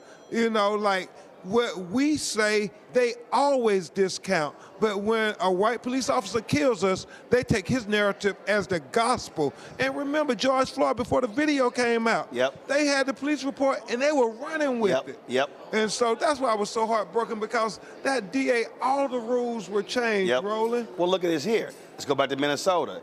This Cobb shooting, and now you have the governor who said, "Oh, if the prosecutor didn't drop the charges, I was going to replace her," and it's supposed to be a progressive governor. Yeah, and a consideration for VP in Minnesota. I think that decision has taken that off the table. It's going to be a problem. Yeah. But again, so the fact of the matter is, Massey. So here we are, 10 years after Michael Brown. We are still dealing with this, which is a reminder to people that the battle continues. We are still dealing with trigger-happy cops who see us as threats, and we've got to keep fighting to hold them accountable. Yeah, and Roland Martin, I know we're going to talk about this one a lot, because I don't take for granted, just because they brought charges, that he's going to get full justice. Laquan McDonough, right there in Illinois, has 16 counts, and they convicted him, and the judge gave him 7 years, and he got out in 3 years and 2 months. The cop that shot Terrence Crutcher. Yeah, I mean, they just get slaps on the wrist, and so this is the worst police shooting video ever. Ben, I've had to air a lot of them. It was hard for me to air that one. It was so hard. She was boiling water. Yeah, and she said, I rebuke you in the name of Jesus. How can you get mad at that? Right. And she said, sorry, sir, sorry. That was her last words before the bullet shot her right under her left eye, and it was in a downward trajectory, as we discussed in the autopsy today, to show that Roland. He was in a downward position. He had absolutely no fear. Right. Well, first of all, there was a couch, and she's on the other side. Oh, she was going to douse me with hot water. And he had to walk around the counter to get a better shot. So, Roland, just like George Floyd video galvanized people in our black community, I think this video is going to galvanize people in our community to go vote and make Kamala Harris the first black woman to be president. First woman to be president. And first woman to be president, because Sonia Massey blood is on this ballot. And the vice president reached out to the family of Sonia Massey. We talked for almost 35 minutes. Wow. And even when her staff and everybody was trying to get off the phone, she kept talking. And that's why I love Kamala for many reasons. Obviously, we all are dear friends. But Kamala calls me on every one of these cases. I mean, no matter how busy she is, and you know she was busy this week. Right. And she thanked me for, apparently, she heard what I said on Win with Black Men, right, that you did masterfully, King. Appreciate it, baby. And so and she was very happy because us black men now got to kill this rumor about we not standing with her. And you led on that, brother. I do want you to speak to this here, because I think Biden, folks, they have not done it enough. This is the most aggressive Department of Justice Civil Rights Division since Robert Kennedy, and they won't talk about it enough. The cops that they put in jail, the wardens, the jailers, the hate crimes, the patterns and practice investigations, the fighting redlining. Yeah. I'm like, y'all, you have success story, tell it. You know, I'm smiling because I'm thinking about our brother Plies, who say, hey man, y'all don't know how to brag. Right. Can y'all just learn how to brag on everything you're doing? But I go to the DOJ. Our sister, Kristen Clark, right, who you emceed her lawyers committee for civil rights when she was executive. Kristen Clark is doing extraordinary things, man. She is what we dreamed about being at the Department of Justice over civil rights, because she is not holding back. She said, I came here for a purpose. I'm not worried about the next year whether I get to be Attorney General. Right. She said, no, I'm going to do the right thing. George Floyd, charged, convicted. First time in Ahmaud Arbery, first time in Georgia history, charged, convicted. First time in the history, federal charges brought against a police officer for killing a black woman. Tyree Nichols, she brought charges. I mean, other than Robert Kennedy, she has done more than any other assistant attorney general. And if I had my Robert way Kennedy wrong, was pushed to do it. She walked in. Man, call me on Sonia Massey. We don't have to call her. When she sees it, she wants to know whether any of these other complaints by black people. That's how focused she is on saying we're going to hold up civil rights for all Americans. So for all the people, Ben, who are upset that the George Floyd Justice Act was never passed, Tim Scott, I want people to understand, even though that did not get passed, that this DOJ has been putting in the work. Man, in a phenomenal way. They put in so many cases that you would never know about, talking about environmental racism and environmental justice with our brother Donald Regan. She's working hand in hand with him. Michael Regan, right. Thank you. Talking about banking while black, cases I fight every day. It's her Department of Justice who keep collecting the data, making them turn over the information, because you can't tell the federal government no, but when they get it, she doesn't keep it to herself, Roland. She puts it out in the public so we can use it for our litigation and say, hey, banks, we're not asking you to do anything special for black people, but just give us access to capital too. Right. Because like the Fearless Fund, y'all, economic freedom makes all the other freedoms that much more attainable. Yep. Education freedom, healthcare freedom. Once you got economic freedom, right, and you know, because you're making money, Roland, you know how much it means when you got economic freedom, what you can do. Because, and I laugh, but I tell you this privately, owning your own black-owned network Oh, that's economic freedom. You can have all kind of freedoms now. Right. Once you have that, Roland. Right. Absolutely. Well, I say debt is slavery without shackles. So when you don't have debt, you have economic freedom. You can say what needs to be said, and you're not worried about whether you're gonna eat. Amen. Ben Crump, Roland man, we Martin. appreciate. Hey, King. We've been on this Keep handling journey a business. long time. Let's go Indeed. make history with Kamala. Indeed. Hey, you know that was historic what you did with Win with Black Men. Well, it wasn't just me. It was Michael Blake, Khalil, Quentin, Bakari. Black men. Right, and man, it came together in 24 hours. I love it. Appreciate it, baby. All right, brother. You keep swinging. Roland Martin Unfiltered will be right back, right here on the Black Star Network. Coming soon to the Black Star Network. I still have my NFL contract in my house. Have it in a case. It's 4 of them, for my 4-year contract. I got a $600,000 signing bonus. My base salary for that first year was $150,000. Matter of fact, $150,000. $150,000. That's what I made. $150,000. Now think about it. My signing bonus was a forgivable loan, supposedly. When I got traded to the Colts, they made me pay back my signing bonus to them. I had to give them their $600,000 back. Wow. Yeah, I was so pissed. Because, man, I try to be a man of my word. I'm like, you, I'll give you your money back. You know, even though I know I earned that money, right. I gave them their money back. I gave them their $600,000 back. But yet, I was this malcontent. I was a bad guy. I'm about the money. It wasn't about the money. It was about doing right. Because I looked at, because you look at contract. Look at John Elway. John Elway was making $1 million, $800,000. I was making $150,000. I mean, I was doing everything. And I'm like, but yet I was, man, I got so many letters, you know, so I just play for free and all that kind of stuff. I mean, you don't forget that kind of stuff. Right. That stuff is hurtful.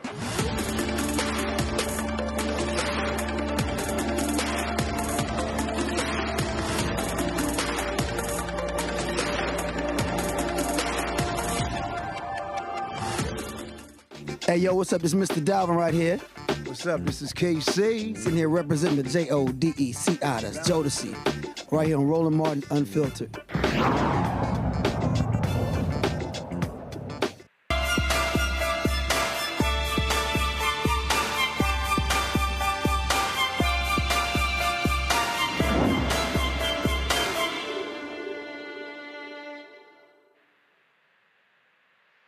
Cancer disproportionately affects minority populations, leading to higher incidences and mortality rates.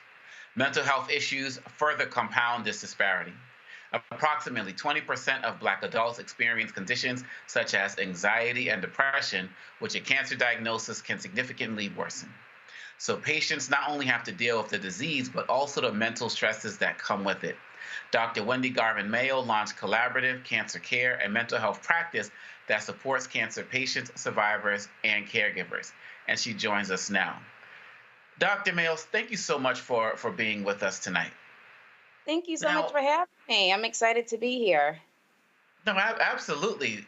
Now, I'm so glad that the work that you're doing is connecting cancer with the mental health aspect of it, because for those of us who generally think of cancer, we may think about it from smoking too much or various things like that, maybe something that might be kind of self-inflicted as opposed to something that you were born with or developed over time, and how there could be a mental health connection to that as well. Can you expand on that a little bit more?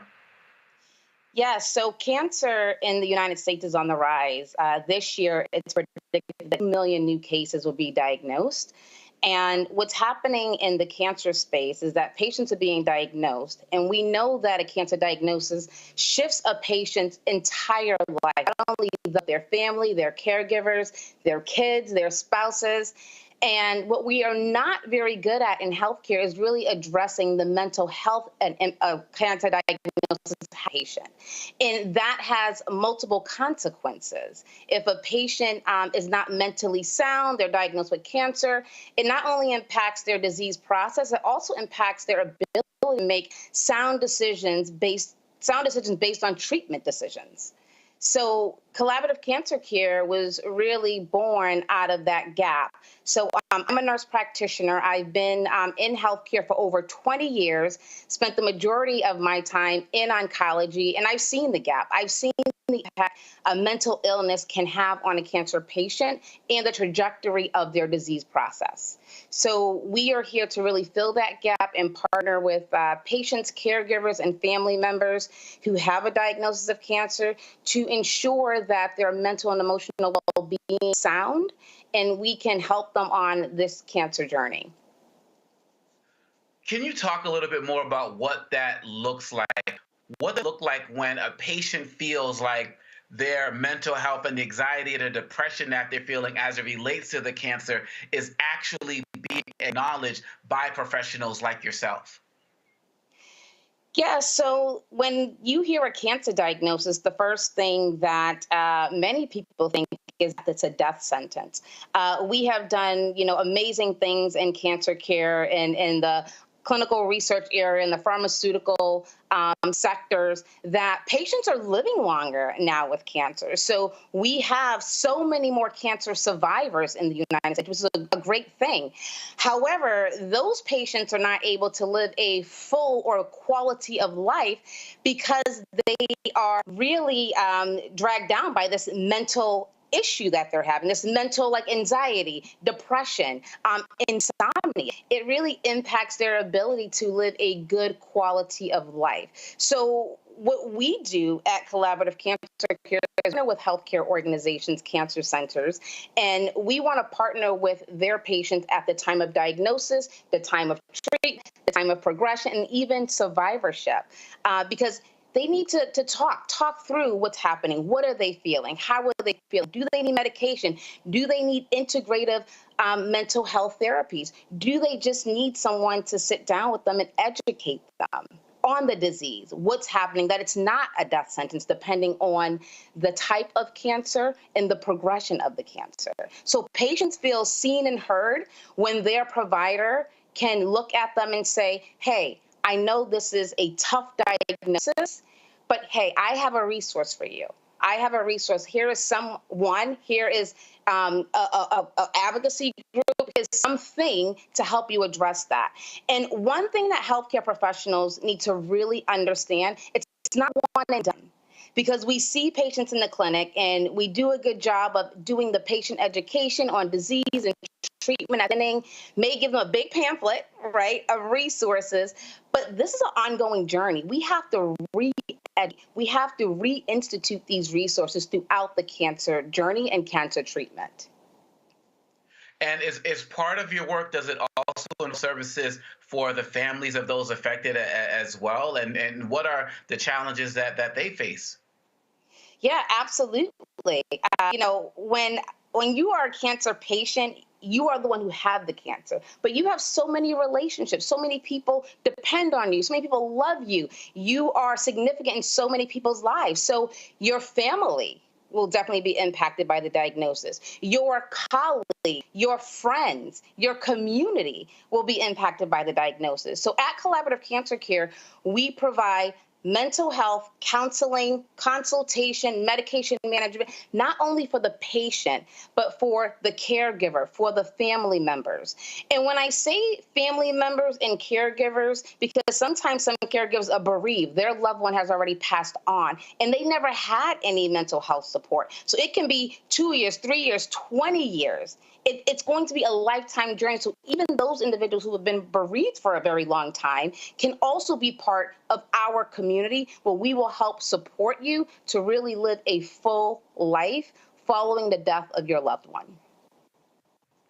This is just so important. I'm so grateful for the work that you do. And just in the name itself, I mean, we're such a communal people. And so to be providing these services when we often don't get them elsewhere is just really important. So I really want to thank you, Dr. Mayo, and the Collaborative Cancer Care Organization for all of the work that you're doing. And I'm hoping that more people will reach out to you for your services. Thank you so much. Absolutely. Thank you so much. Okay. Take care. And we will be right back at Roland Martin Unfiltered on the Black Star Network. It's time to talk about that brawl, y'all. We when we talk about blackness and what happens in black culture, we're about covering these things that matter to us, speaking to our issues and concerns. This is a genuine people-powered movement. There's a lot of stuff that we're not getting. You get it, and you spread the word. We wish to plead our own cause. Too long have others spoken for us. We cannot tell our own story if we can't pay for it. This is about covering us. Invest in black-owned media. Your dollars matter. We don't have to keep asking them to cover our stuff. So please support us in what we do, folks. We want to hit 2,000 people, $50 this month, raise $100,000. We're behind 100,000, so we want to hit that. Y'all money makes this possible. Checks and money orders go to P.O. Box 57196, Washington, D.C. 20037-0196. The Cash App is $RM Unfiltered. PayPal is R Martin Unfiltered. Venmo is RM Unfiltered. Zelle is Roland at RolandSMartin.com. What's good, y'all? This is Doug E. Fresh, and you're watching my brother Roland Martin Unfiltered as we go a little something like this. Hit it.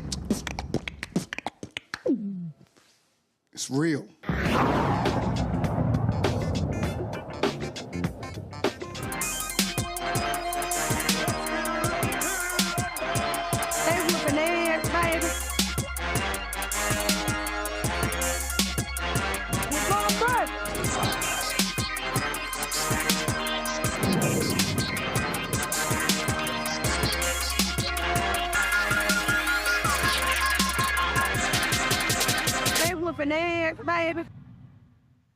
On August 5th, 2023, a throne cap in the air alongside Montgomery, Alabama's riverfront signaled a series of events that sparked a melee heard around the world.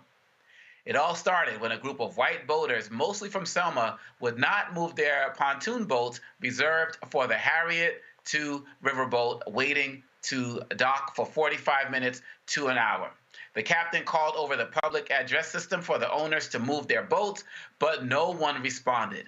That's when co-captain of Harriet II, Damian Pickett, and deckhand Daniel Warren, a 16-year-old, went ashore to address the situation. And Joy, that's when the fight broke out. Do you remember that? Sorry. Yes, I do remember it. I mean, cathartic is the one word that I would say happened there. It was just a culmination. Okay. Can you hear me? Yeah, no, I was repeating you saying cathartic. Cathartic. And when you think about the history of that particular dock, yeah, I mean, it wasn't just, it was the ancestors really coming out and saying, not just the cap, the ancestors saying, look, we've had enough. And it ends here today. Let's be clear. These were a group of drunk white people who were blocking the commerce-inducing riverboat from docking. How arrogant. When they were asked nicely to move, they refused to move, and then they attacked in a mob fashion, not unlike the one that we were originally talking about earlier tonight, right? The beginnings of a mob fashion. They actually did it. Almost like a lynch mob, trying to attack this black man, and the community got involved. The best part was when the guy jumped off the riverboat and started swimming to shore. We all, you know, they came to his defense. Now look, I hate to see any kind of racialized fight in this country, but we have got to acknowledge that this undercurrent exists. And while I hate to see it, I'm glad that we are at least acknowledging that all is not well in our country. And we don't have to talk about it all the time, but it exists. So when you wonder what's happening in your workplace while you're not getting a promotion, when you're wondering what's happening with your schools, you know, your children's school teacher, is she undermining the mental health of your child? When those things are happening, when you're wondering why are all these people voting for Donald Trump, a veritable idiot, right? Or at least one who pretends to be someone who doesn't care about any of the things about any of those people on that dock. Why would you vote for him? Why are so many people voting for him? You gotta wonder what is undergirding that. This is what's undergirding that. We have a history of unresolved angst and racial animus, and we have got to address it. We have got to talk about it. And so, anyone who did anything that was illegal there or excessive, black or white, they might have to have suffered consequences. I wasn't happy to see it, but it's emblematic of where we are. And yes, the black Twitter, black social media memes were outrageous and just shows that you cannot outdo black people. We can fight for injustice and we can do it and find the humor in it, because if we weren't laughing, we would be crying. Dr. Malveaux, your thoughts then and 1 year later now? Well, 1 year later, what has happened? What has changed? Not very much. I mean, the hoodlums who attacked that brother, they got very minor sentences. I think the one who got the longest sentence got 3 months. I think that's very insufficient. Of course, we all laughed about the white chair and Aquaman, the little brother who jumped off the pier to come and rescue the brother. There was also another one where this white woman had jumped on the black man, and this sister seemed to have leaped from some balcony or somewhere because she knew that black man could not touch that white trash. And so she leaped down somewhere and basically took care of that white woman. Joy, I don't know about you. You say you don't like racialized violence. This country was built on racialized violence.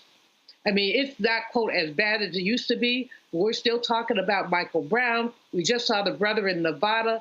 Ben Crump and Roland were talking about Sister Massey being shot in the face behind some boiling water. This country is built on racialized violence. Now, we would like to think that we've gone further, but it doesn't take very much. Why do these little young white boys, what made them think they could just park their boat anywhere? They were asked nicely to move.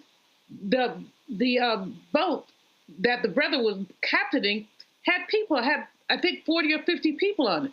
So they were all inconvenienced because of this white arrogance. But this, Obakongo, you hear me talk about this probably ad nauseum.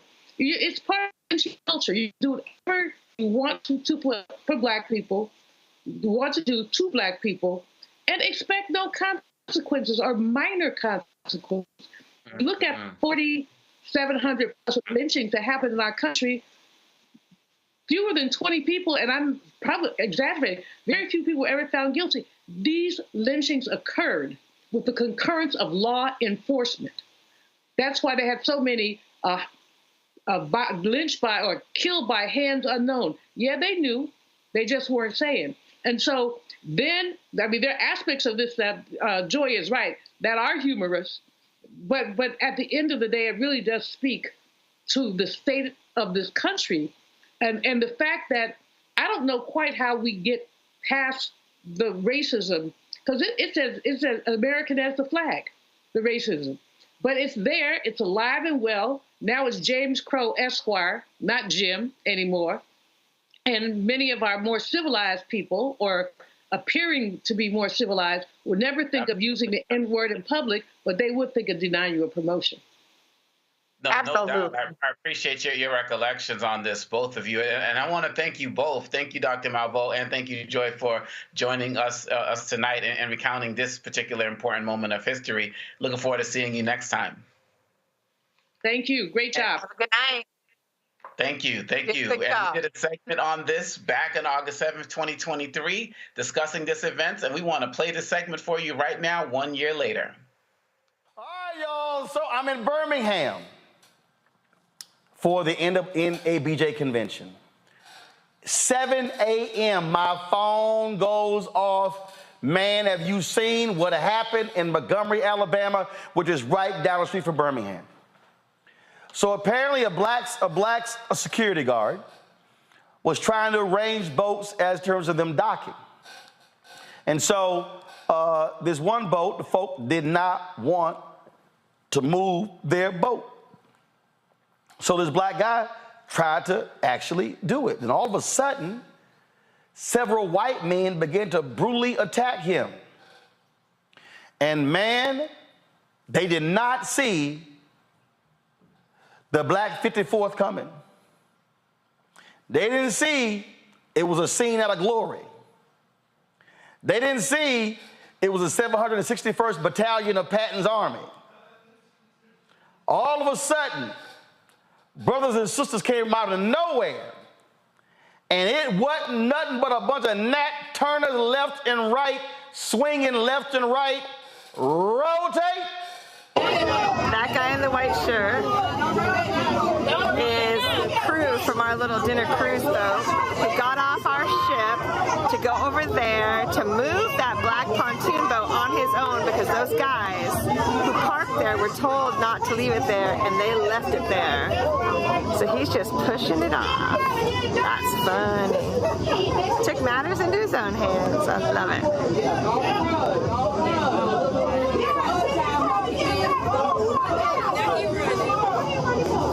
I hope that please give him a big old ticket.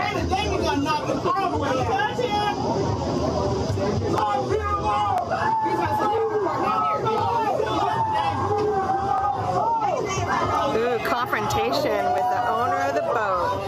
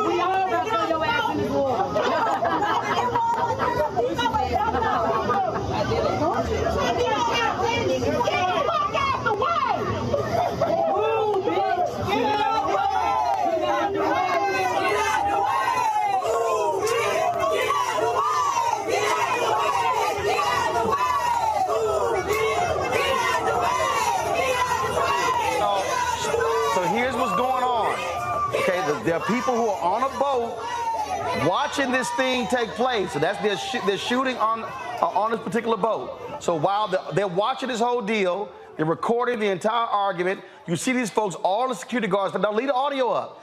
Security guards are all in his face. They're watching this. The next thing you know, all of a sudden, the fight is about to ensue. And then this thing takes off like crazy. Now, mind you, his job is to make sure how the boats are being placed in there. These people dared to get an attitude because he started moving the boat. That's why they upset. And so you see all the pointing going back and forth. You see the arguing going back and forth. No respect for him whatsoever as a security guard. They want to do whatever it is they want to do. And all of a sudden, this thing about to get real physical real soon. In about 30 seconds. And when this thing goes off, oh man, that's when stuff gets real wild. Now you see, multiple people are coming up to him. And he's explaining to one guy, and the next guy, and the next guy, the next guy. They don't care. They're not listening. They don't care whatsoever. Then this happens. Go full screen.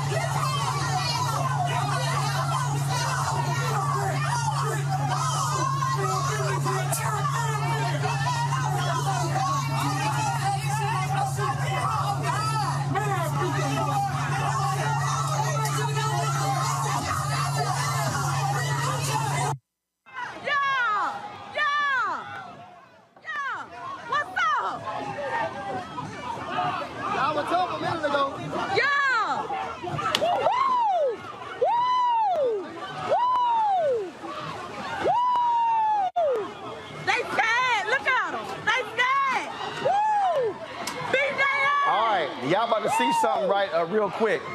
They whooping on these dudes. You're going to see in a moment where guy in the red short, he wants to avoid all these brothers. He jumps into the water to avoid her. She whooping her ass. She finna put her in the water. You got folks running through, they getting cold cocked. Tie his ass up. Because y'all were wrong.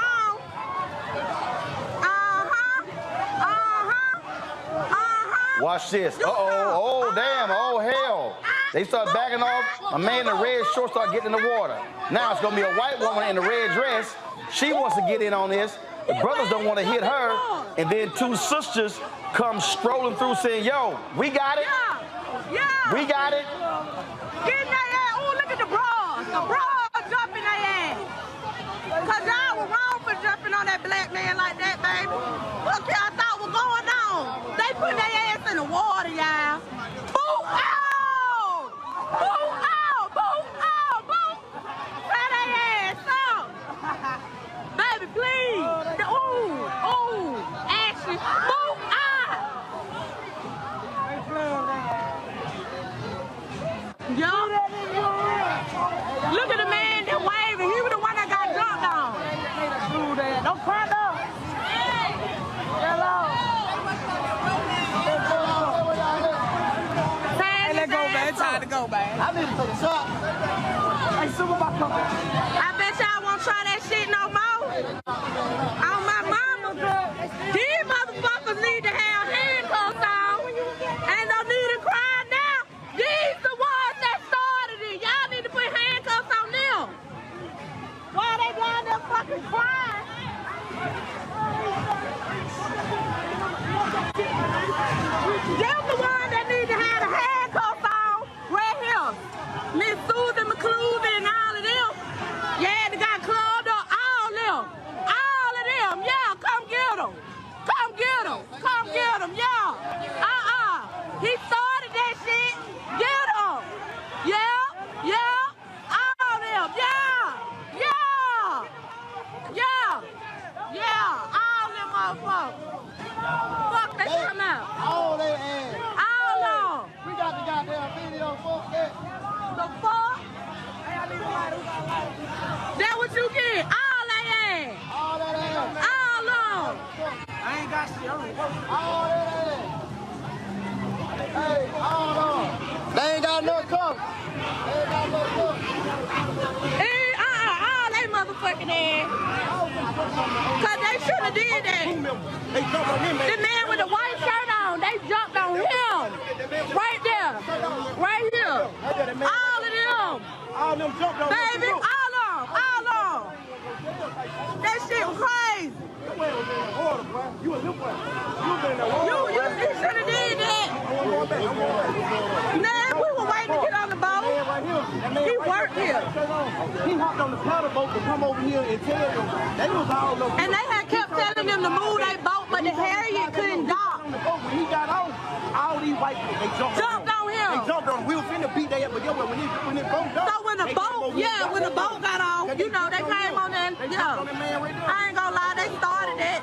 You saying the white guys jumped on the black? Yeah. On that man right there. That's what he worked here. He was just telling them to move their personal boat so the Marriott could dock. Because we waiting to get on the sipping cycle, and they keep circling around, and they couldn't get off. Okay. He moved their damn boat, and that's when they came down there and jumped on the damn man. Okay. That's where that came from. Witnesses. What? Just for a statement. We ain't talking about you. Brother. Yeah, they jumped on him. They shouldn't even be arresting him.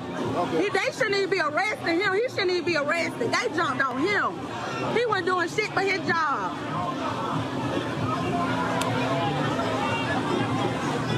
And ain't no need to cry now because you were jumping on him too, baby.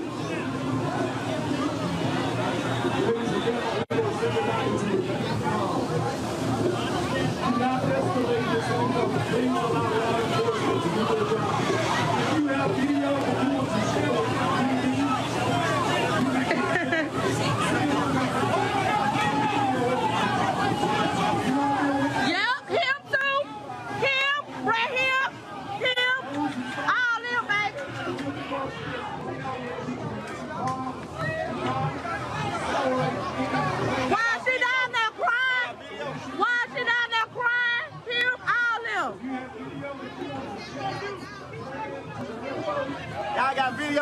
got video?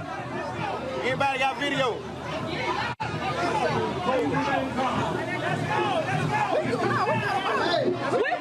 waiting on the boat. Baby, we waiting on the video. I know we waiting on the sister cycle. Ma'am, you got a video so I can see you? Huh? You got a video being transferred? Well, I'm a toe holding on your damn street. Stopping, jumping, bumping, every car off in this damn thing. Throwing the balls up at these soldiers, screaming and bleeding from their nose. But when we start, that's where we make them hit the flow. Ain't no game off in this thing. We be deep off in your part. All right, so I want y'all to see. You see this white woman, she come running down right there in the white. Then all of a sudden, she jump in there. She about to end up in the water. Watch. That sister's dragging her up. She now in the water. Hey, I told y'all what was going down. This thing got crazy. You had chairs that were flying as well. Let me tell you something. It was unbelievable. Again, social media is completely blown up. I tell you, if I type in chair right now in Twitter, I guarantee you this video here is coming up. Look right here, y'all. There have been folks sitting here taking pictures with the chairs. They were sitting here. I mean, all of that. You've seen. Here's another angle of folk swinging.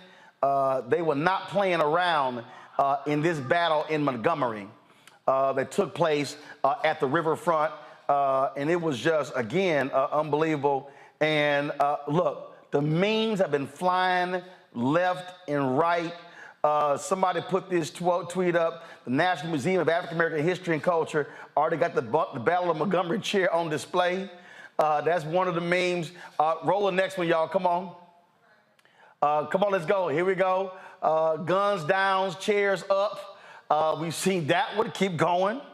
Keep going. Try that in a small town. Bloody Saturday, Montgomery. This brother already got a photo of the brawl on a T-shirt and already selling the shirt. And he says, on my way to Cracker Barrel to celebrate. All right, let's go to the next one. You got the photos of George Floyd, MLK, Rosa Parks, and Malcolm X on this image here. Keep going. We got this one right here. Bat signal and help came immediately. My man threw his hat in the air and the cavalry came running. All right, next, let's go. Have a seat, 1955, drop the lower third. Have a seat, 1955 in Montgomery. Have a seat, 2023. Let's go to the next one, y'all. Let's go. More memes here. Keep going, keep going, keep going. We see that, not the SS dead ass pulled up in Montgomery. We got that one right there. Keep going. What we got? What's the next meme? They're calling homeboy Aquaman. Guess what? We actually got a statement. That brother right there already has a publicist. Do y'all have it on the graphic up from his publicist? Heartfelt gratitude from the publicist of our hero. Y'all have it? Go ahead, pull it up. We hope this message finds you well and filled with joy as we come together to celebrate the remarkable act of bravery and compassion shown by Aaron, our cherished young hero. While I'm reading, y'all got the video of him swimming across that water? In the face of adversity, Aaron selflessly came to the rescue of a fellow colleague, showcasing courage beyond his years. We are immensely proud of his actions and the values he exemplifies, standing as an inspiration to us all. Show the video of him swimming. The overwhelming love and support pouring in from all corners of the state and surrounding areas have deeply touched Aaron. Your kindness and encouragement have shown him the power of unity and the warmth of a caring community. The outpouring of affection serves as a reminder that together we can create positive change and uplift one another. We, the publicist team, his parents, along with, here's the video of Aaron doing his thing, going across that water. Go right, come on, y'all, pull it up.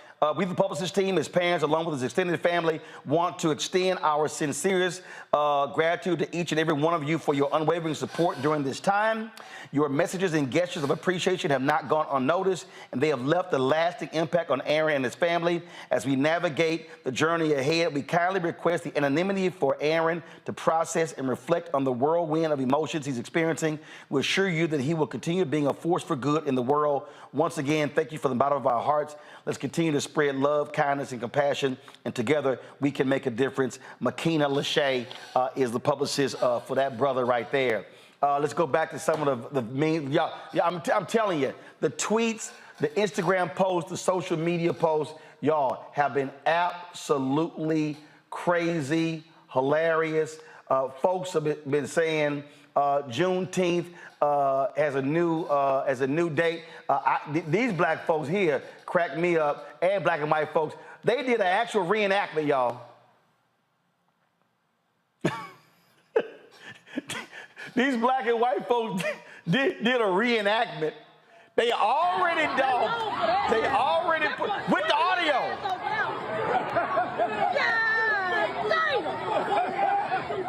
And I want y'all to watch the brother swimming.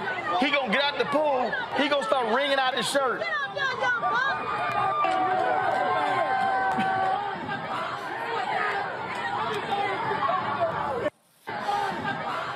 I'm telling y'all, yo, folks have not wasted any time whatsoever. Y'all, they even got, listen, look, y'all, they even dropped brawl training videos. And this sister here, I can't make it up. Watch this.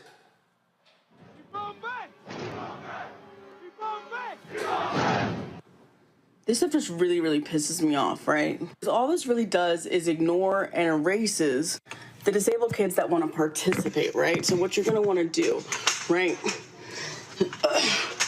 If you have a crutch, you're going to take your crutch, you're going to put your hand at the middle, you're going to use your elbow like a fulcrum, then from one side to another. You see the momentum? Yeah. Okay. Next time, just make it more accessible and inclusive. She said, let's make it more inclusive. Oh my God, that was too much. Okay, all right. I came across this one here, y'all. Oh dang, what happened to it? Okay, y'all, I gotta show y'all this here. My man has already put out, he's called Song a Day Man. It's called The Ballad of the Montgomery Brawl. The Ballad of the Montgomery Brawl, listen.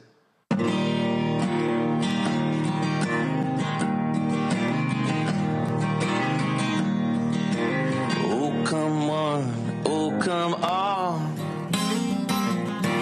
down to the Montgomery Brawl. Swim and run, skip and crawl. Just get yourself to the Montgomery Brawl. 'Cause slaves were disembarked there, right on that same pier. The misplaced white entitlement trickles down through the year. But acts of solidarity, while not fixing all the past, take on waves of meaning like kicking Southern ass. Pride comes before the fall. Down at the Montgomery Brawl, head first to a brick wall. Fuck around, find out at the Montgomery Brawl. There's no happy endings, and there's no recompense. Just reflections of the times we live that make no fucking sense. But you can feel those punches and the men slam to the ground. The triumph of the human spirit as the chair comes crashing down. Heat wave, summer squall. Down at the Montgomery Brawl. Form up, stand tall. Get yourself to the Montgomery Brawl. Swim, run, and skip and crawl. Fuck around, find out at the Montgomery Brawl. Just get yourself to the Montgomery Brawl. Yo, I'm telling y'all, okay, and here's how crazy it is, y'all. Seriously, folk been sitting here. Matter of fact, brother here had to go ahead and respond to Jason Aldean. Listen. That shit might fly in the city. Good luck. Try that in a small town. See how far you make it down the road. Try the small town. Okay, they said y'all tried it. This is what happened. Okay, all right. Okay, this was too funny. They said, this is how them boys in Montgomery pulled up.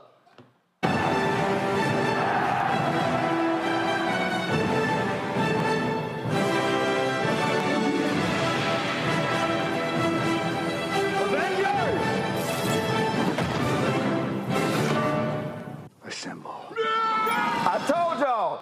Yo, we play all of it, y'all. Okay, hold up. Okay.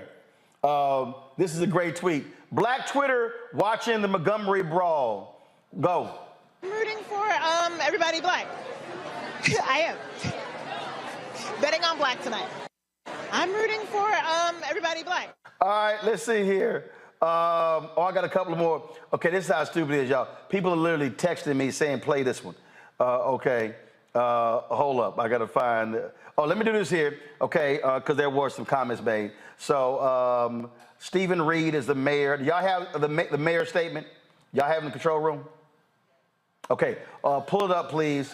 The mayor of Montgomery. So he's the first black mayor in Montgomery's history. Stephen Reed issued this statement. He said, last night, the Montgomery Police Department acted swiftly to detain several reckless individuals for attacking a man who was doing his job. Warrants are being signed and justice will be served. This was an unfortunate incident which never should have occurred. As our police department investigate these intolerable actions, we should not become desensitized to violence of any kind in our community. Those who choose violent actions will be held accountable by our criminal justice system. Now, the folks who were involved in this, y'all, they actually, all the folks out are out. People have been sending information talking about asking questions about the Montgomery Bail Project. They said that individuals, everybody is actually out of jail, so no one is still in jail. So there's no need to send resources as well. Again, this here, let me see here. Do y'all have it up? Let me see if I can try. I'm trying to switch. I got some stuff that's on my phone that people are sending me that I want to show y'all. Let's see. Here's a great photo here. Let me see if I can pull this down.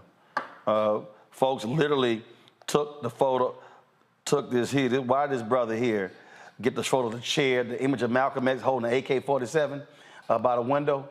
This brother took a picture with him holding a chair by the window looking out. Okay, that's a good one. That's a good one. Okay. All right, let's see here. I saw some other videos, y'all, that have been making me holler and scream. Let's see here. I got to play this one. Give me 1 second. Give me 1 second. This is pretty good one here. Somebody took the photo from Good Times, and they went to work. So you see right here, they got the Alabama Sweet Tea Party. That's what it's called. They got all the people in the photo sitting there dancing. Come on back, come on back. All right, let me see here. All right, let's see if I can find something else. Let's see here. Oh my God. There are some other hilarious videos that I have seen. This one here is truly funny. Let me go. Maybe I can go to the beginning. All right, pull it up.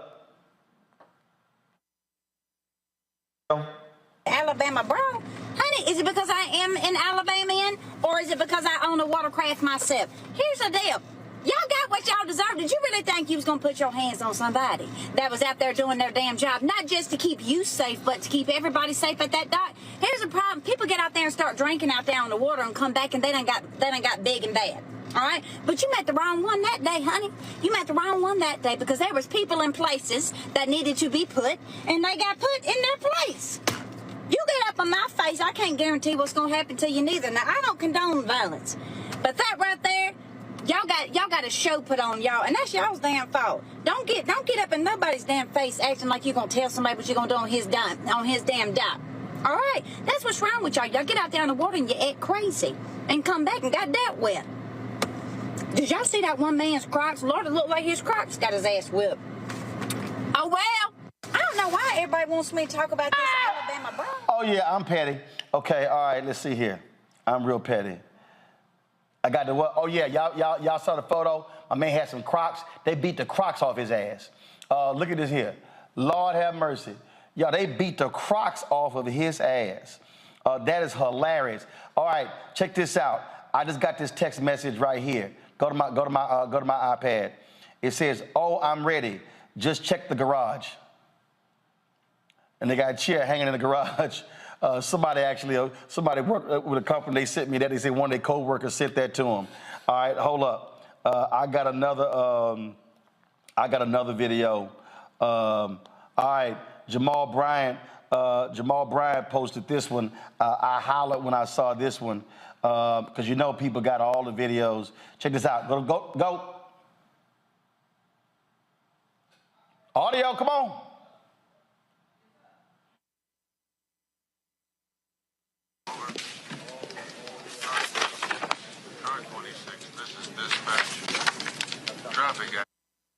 People on this list. To post and bail for 125 people? Is that a problem?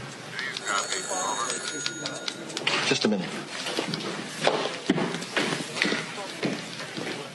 There's some guy out there who wants to post bail on everybody we popped at that after-hours joint. Well, who is he? I don't know. Some fancy color guy. He's probably some nut. Tell him how much it'll cost him. It'll probably run off scared.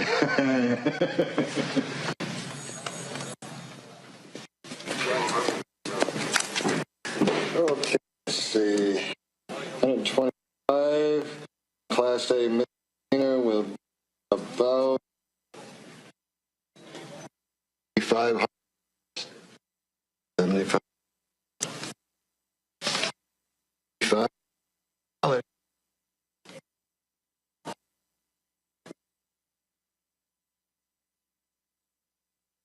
Oh, man, I'm telling y'all, they are killing with all of the videos, the memes.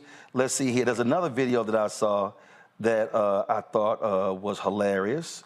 Go, play it. That was absolutely hilarious. Oh, y'all really let Jason Aldean gas your heads up, huh?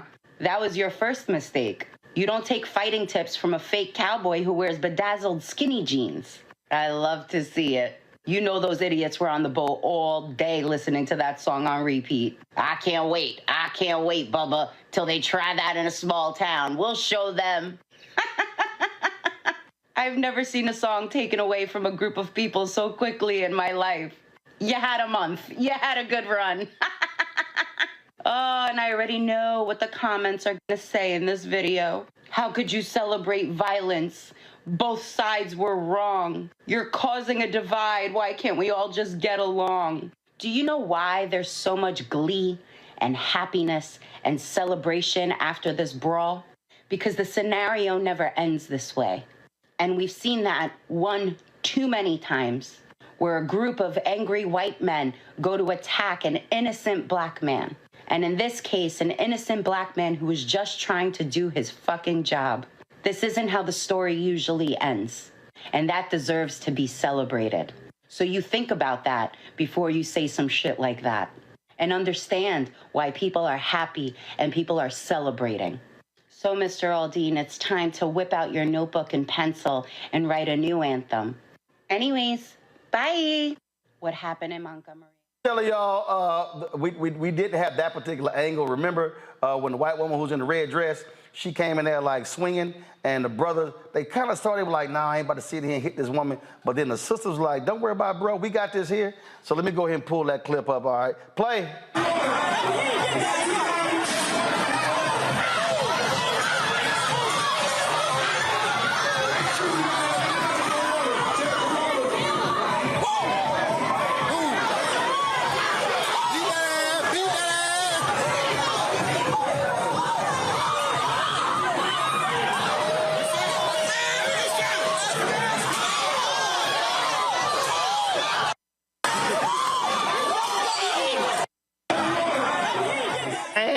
Listen, I'm telling y'all, this thing has been crazy literally for the last 48 hours. I don't know. I've been watching the reactions of Julian, Renita, and Omekongo. Omekongo, I'm going to start with you. This thing has been lit, and folk have been having a field day with the Montgomery Brawl. Man, you know, it's just like everybody said, it's like not condoning violence, but everybody has the right to self-defense. And, you know, really, the end of the day, the solidarity, what was amazing. I don't want to be like pouring, I don't know, sadness on all of this, but I just get concerned about, you know, what could have happened if one of those guys on the boat had a gun in an open carry state. Like, this could have been a lot worse. And I'm concerned about the legal troubles. You know, there was one of the brothers who hit the white woman with a chair, and what's going to happen, you know, should have got arrested for that. But at the end of the day, you know, people, this is a different generation. And Joe Madison talks about this all the time. It's like the days of having to sit back and take it are over, you know, and you've shown weeks, every week you got videos like this of people going nuts and black folks standing up for themselves. And if people are going to go down, folks have decided we're going to go down swinging. And this was a classic and latest example of that. I'm just glad nobody was strapped and that this didn't end up a lot worse. See, this and, you know, Jermichael Phelps did his thing. And no, they call him Jermichael. Jermichael, that was amazing, man. That was amazing. But I'm glad it didn't turn out worse. But the thing here, Renita, the thing here, Renita, is here. But and I'm gonna say this, and again, this is not glorifying. It's people like, oh man, y'all making light of it. No, we have shown now for multiple years black folks barbecuing, a little black girl selling lemonade, a black man with his car 1 inch in the crosswalk. A black man at FedEx and a black man at UPS trying to deliver packages, getting shot at, getting threatened, getting cussed out, having the cops called on them. Black folks have been, black man looking at some damn birds in Central Park, and the white woman threatened to call the cops. Black people have been just doing their jobs, going about their regular black lives, and hell, we just showed the black guy in a neighborhood, they won't leave his ass alone fishing. I mean, like, they have called the cops. And so people need to understand, black people are tired of being mistreated by white folks in this country. And guess what? They ran up against a brother and didn't realize, they thought, it's 5 or 6 of us, we can beat him down. No, the black posse came rolling through. Absolutely. And listen, not all lynchings have to happen with ropes. They were trying to lynch that black man by jumping on him and beating him, all of those people. And like you said, they thought it was just going to be them and they were going to be able to do this and there would be no consequences. But those people got every single thing that they earned from those black people. And you can call it condoning violence. I really don't care. They got everything that day that they earned. And so I'm glad that the community did come together to literally save this black man's life and also probably taught these folks a valuable lesson. Don't try it. So, you know, they all gave him something to work with, and I am here for it. Absolutely. Julian. Well, you know, I have been cracking up.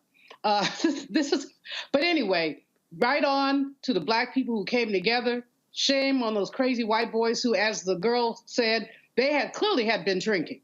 They had been doing something, because what would possess them? Just move your damn boat. All you had to do was move your boat. They didn't have to be a thing. The man was just doing his job.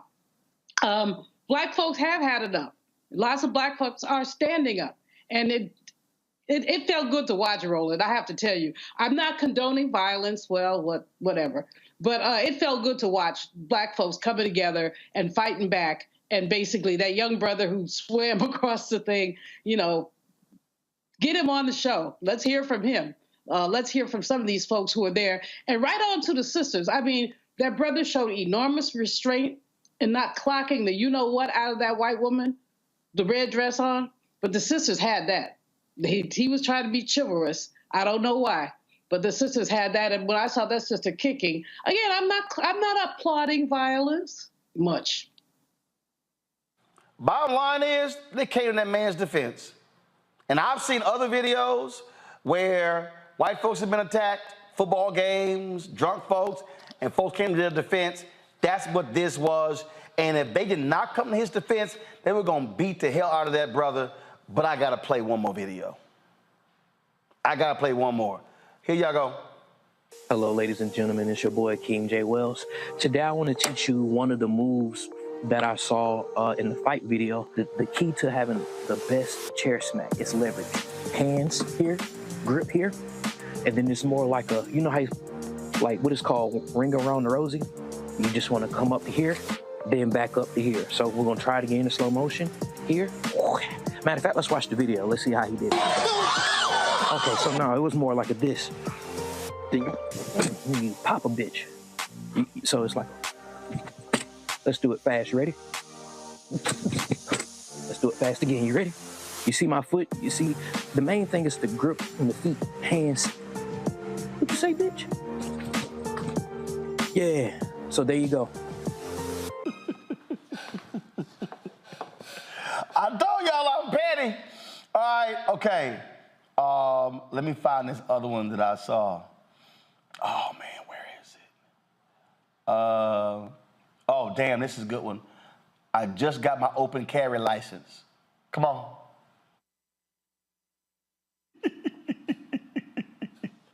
Okay. All right, come back. Okay, all right. Oh, this was trending for a while there. This was trending right there. Scuba Gooding Jr., come back. That was trending for a while, Scuba Gooding Jr. Let me see here. Okay. Y'all, there's one more I saw. Oh, man, did I post it? Where is it? This one brother, y'all, he had a play-by-play of this here video. The play-by-play was fire. Oh, my God, I was crying laughing. I'm going to try to see if I can find it. And again, I'm a condo. The reason I think black people have just been have been responding just no chill. I mean, I'm talking about no chill at all. Is because we have tolerated so much shit. We have turned our cheek. We have backed up. We've de-escalated situations. We've had these Karens jumping in black folks' faces and all this sort of stuff. Yep. And folk just tired of that BS.